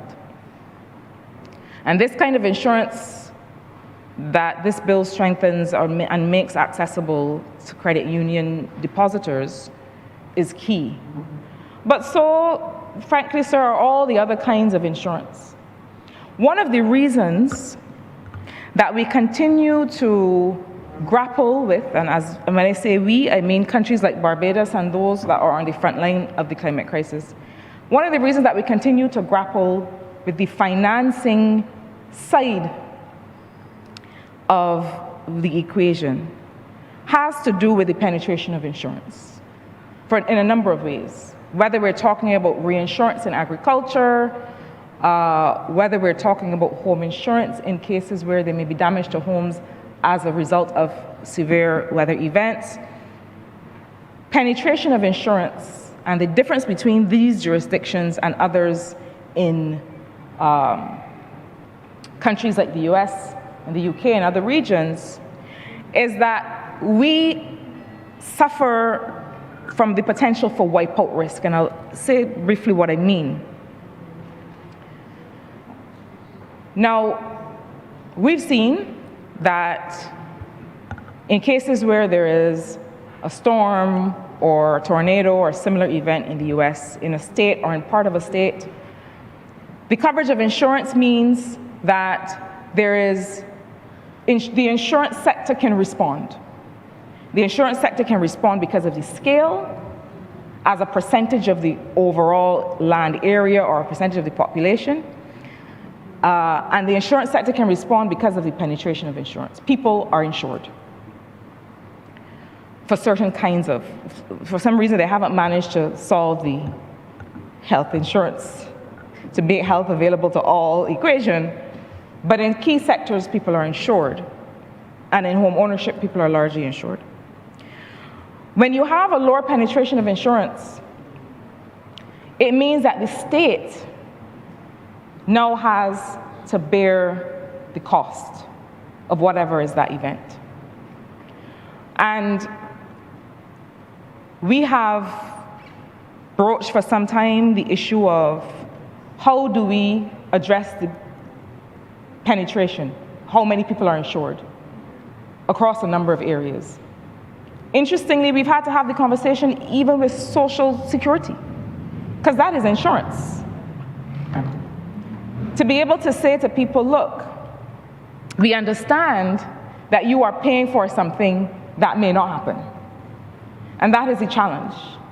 We understand that people often think, well, why am I putting money into this thing that I may never see a return from? But that is what you call managing your risk.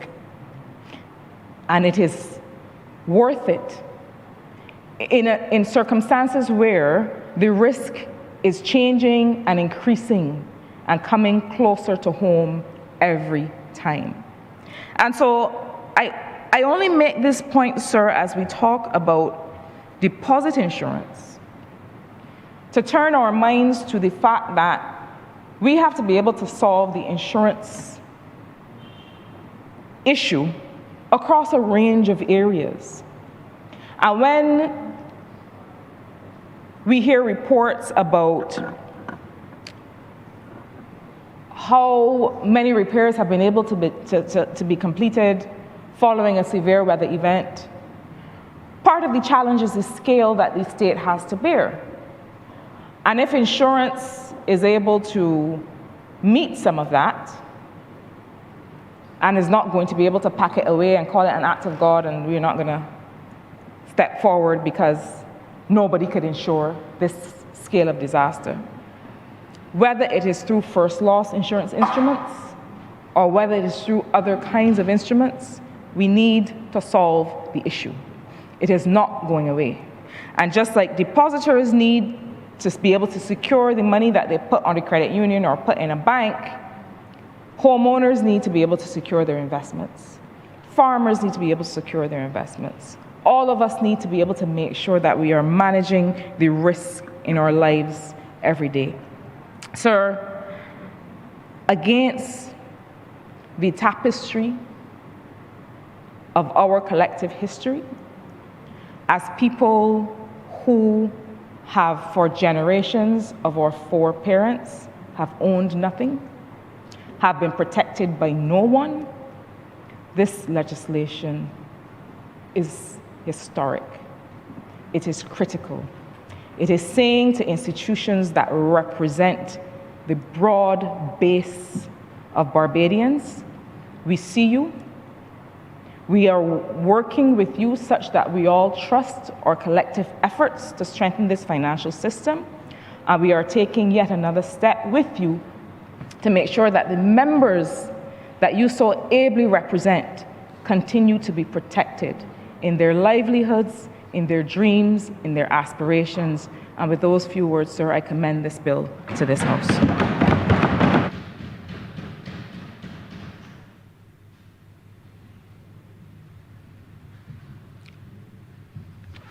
Honourable Member St. James South. Thank you, Mr. Speaker. I am grateful to have the opportunity to speak to this. It is a bill long in coming. We are very, very grateful that it is here. I want to sincerely congratulate the Ministry of Finance and to honour the credit unions that have worked so hard to support the development of this particular bill, to be able to give the protection to credit unions, credit union members that they so richly deserve. Much has been said of the power of this bill. For me, as an ordinary Barbadian, this is what it has meant for me. I remember when trade confirmers happened.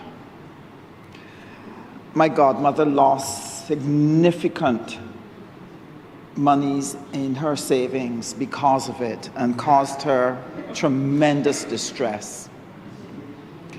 The Clico debacle, I had family members who were hurt by this. And the funny thing about when things like this happens, when there is no protection for your savings, it is not just the immediate hit that you get, but it alters the security of your life for a significant time. Sometimes some people never, ever recover.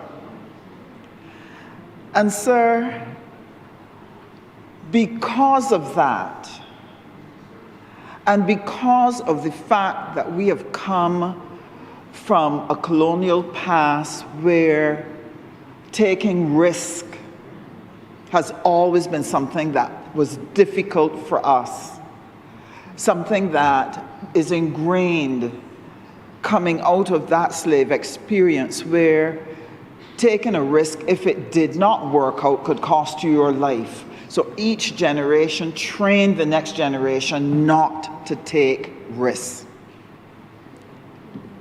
And that has been passed from generation to generation, where as a people we struggle with the issue of investing monies. We struggle with even investing in a family member's business opportunity. Our savings are not available to actually grow the economy because people are fearful, and that issue of risk is a very real one. Hence, the emergence of credit unions is a testimony to the breaking of that ceiling, to destroying that barrier, to freeing the minds of Barbadians that, look, we can come together, we can trust ourselves, we can put monies together and use it for the benefit of our families, for our dreams, and for our country. And I remember having the privilege, Mr. Speaker, of being in the home where one of the largest credit unions first started, where the first discussion started, where a few people in a living room sitting on chairs and on a carpet said, why don't we start a credit union? And an idea born in a house there on 2 Mile Hill, and the discussion continuing in many other places, has led to one of the largest credit unions in this country.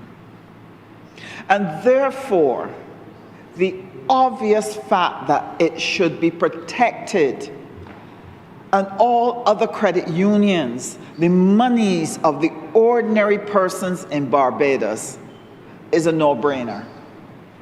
And that is why I'm truly grateful that we have taken the time to put together a program of protection that allows the individual depositor, the individual shareholder in the credit union to have the same protection as is found in those big banks. Because the credit union has been a gift to ourselves, a testimony to our capacity to do big things when we do it together. Now, here's why I am extremely happy about this particular bill for protecting credit unions that will empower the BDIC to be able to do its job in protecting all depositors. The restoration of confidence in the financial system is important. As I shared when I started, we have come from a background where risk and fear of trusting each other is very, very real. And that has enormous implications for the capacity to invest in any nation. It means that a lot of funds that are accumulated are not available to move from savings into investment, to grow the economy, to grow new opportunities for the generations coming, to provide new jobs, to allow Barbadians to not only live in Barbados, but own a piece of the rock beyond having a piece of land to put a house on, that they can invest and create assets so that what we do is create a wealth-generating family. And every time, Mr. Speaker, that there is a crash of a financial institution, every time people do not do their duty in taking care of the organizations that hold our assets, what it does, it keeps destroying that very fragile level of trust that is being nurtured and built, has taken years, decades to do, can be destroyed overnight. And this is why this bill is so important. Now, I'm not going to be long today because I think that the message shared by all of the speakers has been important, and I'm hoping that it will be properly heard. What I see happening coming from out of something like this, if we're able to share it with the population, if we're able to help the ordinary person understand it. I'll explain why I say that. We are often in this Parliament passing legislation, and the importance to the ordinary person is not understood. They don't see it, they don't get it. And because we do so much work every week, bringing all of these different things, they cannot always track the pattern to see what is happening in terms of building a republic that is going to work for every single Barbadian. This is part of republic building. So here it is. We have a people who are sensitive to investment, sensitive to doing entrepreneurship, and who have from time to time had their trust shattered by the things we've already discussed.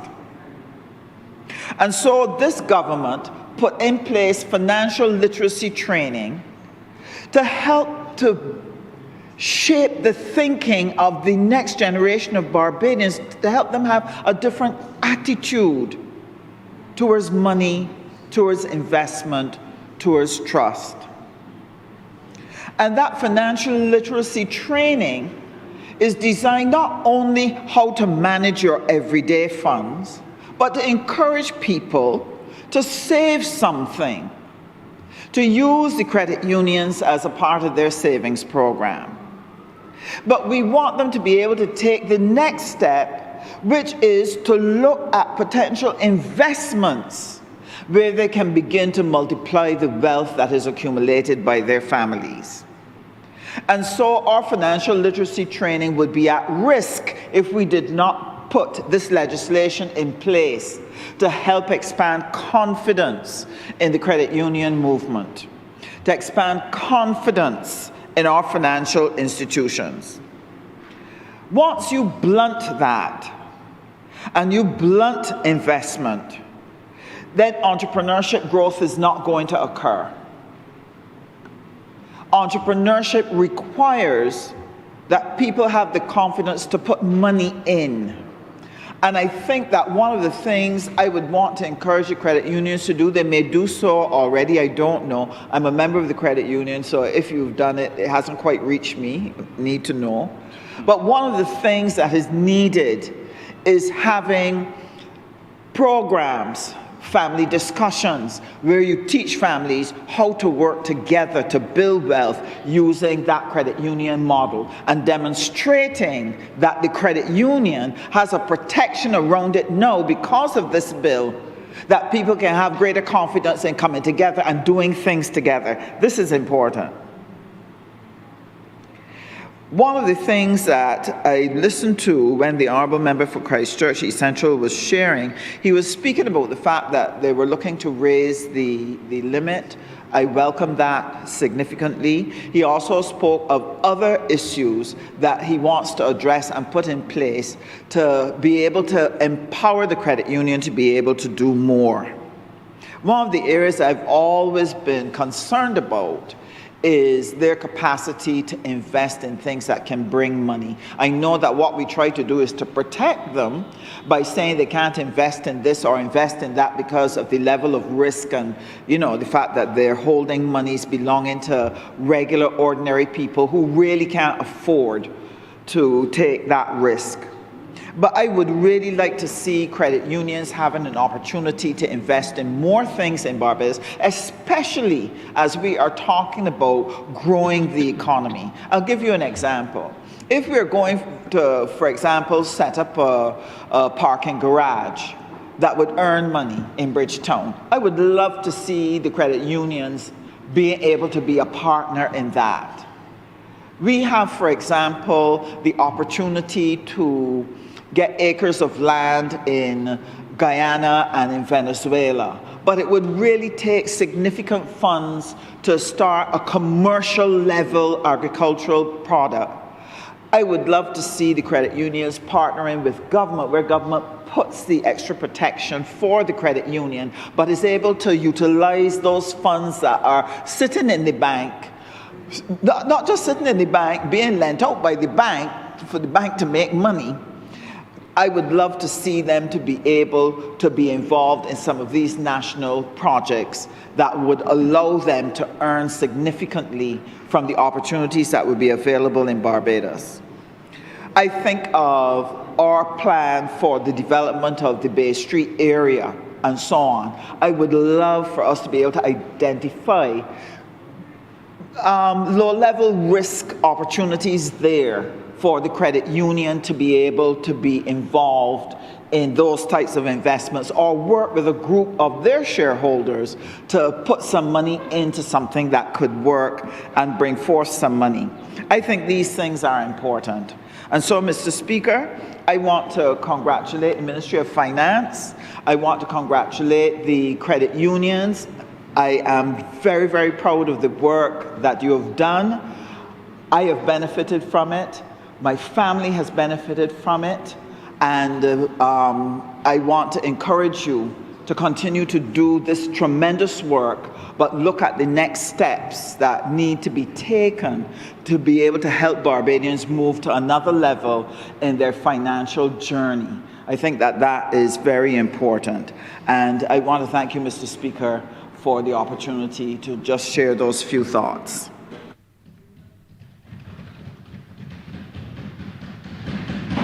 Honourable Member for Christchurch East Central. Thank you so very much, Mr. Speaker. I am heartened by the support of honourable members, given I'm not surprised, obviously given the nature of the intent of this bill. And as we work on the implementation and the practicalities of what is required for credit unions moving forward, our commitment from BDIC, as well as in collaboration with the League, is to ensure that all members, certainly during the coming season with respect to how the boards will renew their governance, would have an opportunity to actively engage on this subject matter, and therefore the timing is very good in relation to enhancing that communication and educational program with respect to the members. And the truth is, sir, that this is a particularly transformational moment for the country, and I want to thank members for the perspective that they have shared and some concerns in the sense that we are correcting a matter that really should have never existed. And I think to the extent that we are in a position now, certainly fiscally stronger, the economy is growing, and therefore we want to put in this foundational stone further to enhance the strength of the credit union movement and to allow for the full participation in the economy, as I indicated earlier in my remarks. We will, as I said in my contribution, sir, once the BDIC has the relevant onboarding documentation and everything in place, we will be putting the 1.7 million into the fund to kickstart for the benefit of ordinary Barbadians, and we expect obviously participating institutions to start paying in their premiums such that the insurance level starts to ramp up to give adequate coverage. In the foreseeable future, we do not see we do not currently have any issues of concern with respect to any particular credit union, sir. We have been urging the inclusion of additional skills within the management as well as within the board for corporate governance perspectives, because we feel that as we are about to take off, we need to ensure that the movement is able to be very dynamic in an environment that obviously continues to change rapidly. And therefore, financially strong, we want them to get stronger. That's where the mergers and collaboration and the consolidation efforts can help with that strength. And I think where the adoption of technology, which they've already embarked upon, and we hope that the rest of the sector will be onboarded as soon as, so long as we have the necessary scale and solutions to deal with that, so that whilst I know that there are 2 of them currently on BIMPay, 3 actually on BIMPay, we want to see the rest of the sector be able to be onboarded so that their customers are not in any way disadvantaged. And so we want to provide choice. We want to give people options within which to be able to not just deposit their funds, but invest, and to know that it's relatively secure. And this piece of legislation, sir, allows us the opportunity to deliver that. So let me thank honourable members again for their contributions, and to say to Barbadians that this is just the start, and we will continue to engage in a very robust educational program, continued engagement with the League to ensure that everybody understands fully what this particular legislation means for them and how it benefits the entire country. And so with those very few words, sir, I beg to move that this bill be read a second time. Beg to second that, sir. Second time. All those honourable members in favour, please say aye. Aye. Those against, please please say no. We think the ayes have it. Thank you, Mr. Speaker. I beg to move that the Honourable Member for St. George South be appointed Chairman of Committees for this afternoon. And this is done in accordance with Standing Order 5.5. Beg to second that, sir. The question is that the Honourable Member for St. George South be elected temporary chairman. All those honourable members in favour, please say aye. Those against, please say no. Me think the ayes have it. The honourable member for St. George South is elected temporary chairman of committees. Mr. Speaker, I beg to move that you do not leave the chair and the House resolve itself into committee for further consideration of this bill. Beg to second that, sir. The question is that the Speaker do not leave the chair and the House resolve itself into committee for further consideration of this bill. All those honourable members in favour, please say aye. Those against, please say no. Me think the ayes have it. Come here.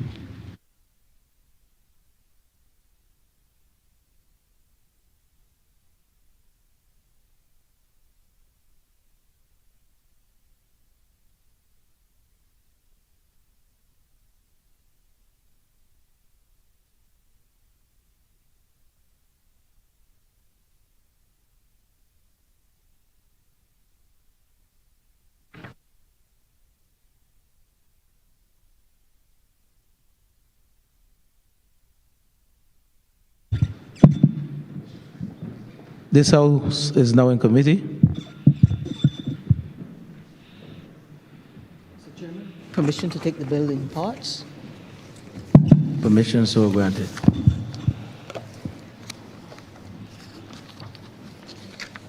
Part 1, clauses 1 to 4. Mr. Chairman, I beg to move that Part 1, clauses 1 to 4 stand part. Beg to second. The question is that clauses 1 to 4, Part 1, stand part. Part 1, clauses 1 to 4, stands part. All those honourable members in favour, please say aye. Aye. All those against, say no. I think the ayes have it. Part 2, clauses 5 to 17. Mr. Chairman, I beg to move that Part 2, clauses 5 to 17 stand part. The question is that Part 2, clauses 5 to 17 stand part. All those honourable members in favour say aye. Aye. All those against say no. I think the ayes have it. Part 3, sir, clauses 18 to 28. Mr. Chairman, I beg to move that Part 3, clauses 18 to 28 stand part. Beg to second that, sir. The question is that Part 3, clauses 18 to 28 stand part. All those honourable members in favour say aye. Aye. All those against say no. Looks like the ayes have it. Part 4, clause 29. Mr. Chairman, I beg to move that Part 4, clause 29 stand part. You beg to second that, sir. The question is that Part 4, clause 29 stands part. All those members in favour say aye. Aye. All those against say no. Looks like the ayes have it. Part 5, clauses 30 to 36. Mr. Chairman, I beg to move that Part 5, clauses 30 to 36 stand part. The question is... Beg to second that, sir. Thank you. The question is that Part 5, clauses 30 to 36 stand part. All those members in favour say aye. Aye. Those against say no. Seems like the ayes have it. Part 6, clauses 37 to 41. Mr. Chairman, I beg to move that Part 6, clauses 37 to 41 stand part. Beg to second that, sir. The question is that Part 6, clauses 7 to 41 stands part. All those honourable members in favour say aye. Aye. Those against say no. Looks like the ayes have it. Part 7, clauses 42 to 54. Mr. Chairman, I beg to move that Part 7, clauses 42 to 57 stand part. 54 stand part. Thank you. Beg to second. The question is Part 7, clauses 42 to 54 stands part. All those honourable members in favour say aye. Aye. Those against say no. I think the ayes have it. The schedule. Mr. Chairman, I beg to move that the schedule be the schedule to the bill. I beg to second that, sir. The question is that the schedule be the schedule to the bill. All those members in favor say aye. Aye. All those against say no. Looks like the ayes have it. Mr. Chairman, I do now beg that you report to His Honor the Speaker the passing of one bill in committee. I beg to second that, sir. The question is that I do now report to His Honor the Speaker the passing of one bill in committee. All those honorable members in favor, please say aye. Aye. All those members against say no. I think the ayes have it.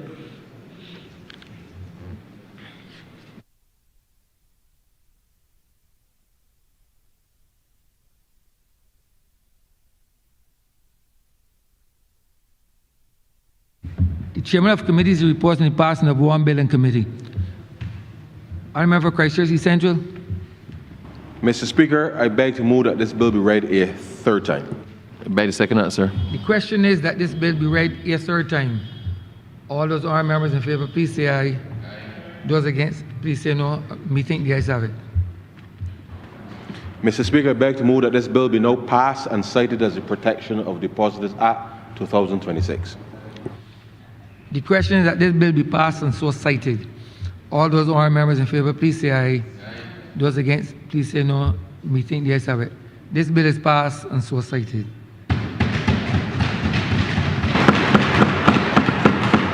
Honourable Leader of Government Business. Thank you, Mr. Speaker. With that, we've come to the end of today's sitting. I therefore beg to move the adjournment of the House until Tuesday, the 30th of June at 10 a.m.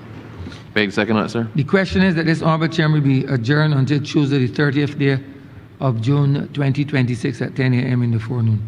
All those honourable members in favour, please say aye. Aye. Those against, please say no. Me think the ayes have it. This honourable chairman stands adjourned until Tuesday, the 30th of June 2026 at 10 a.m. in the forenoon.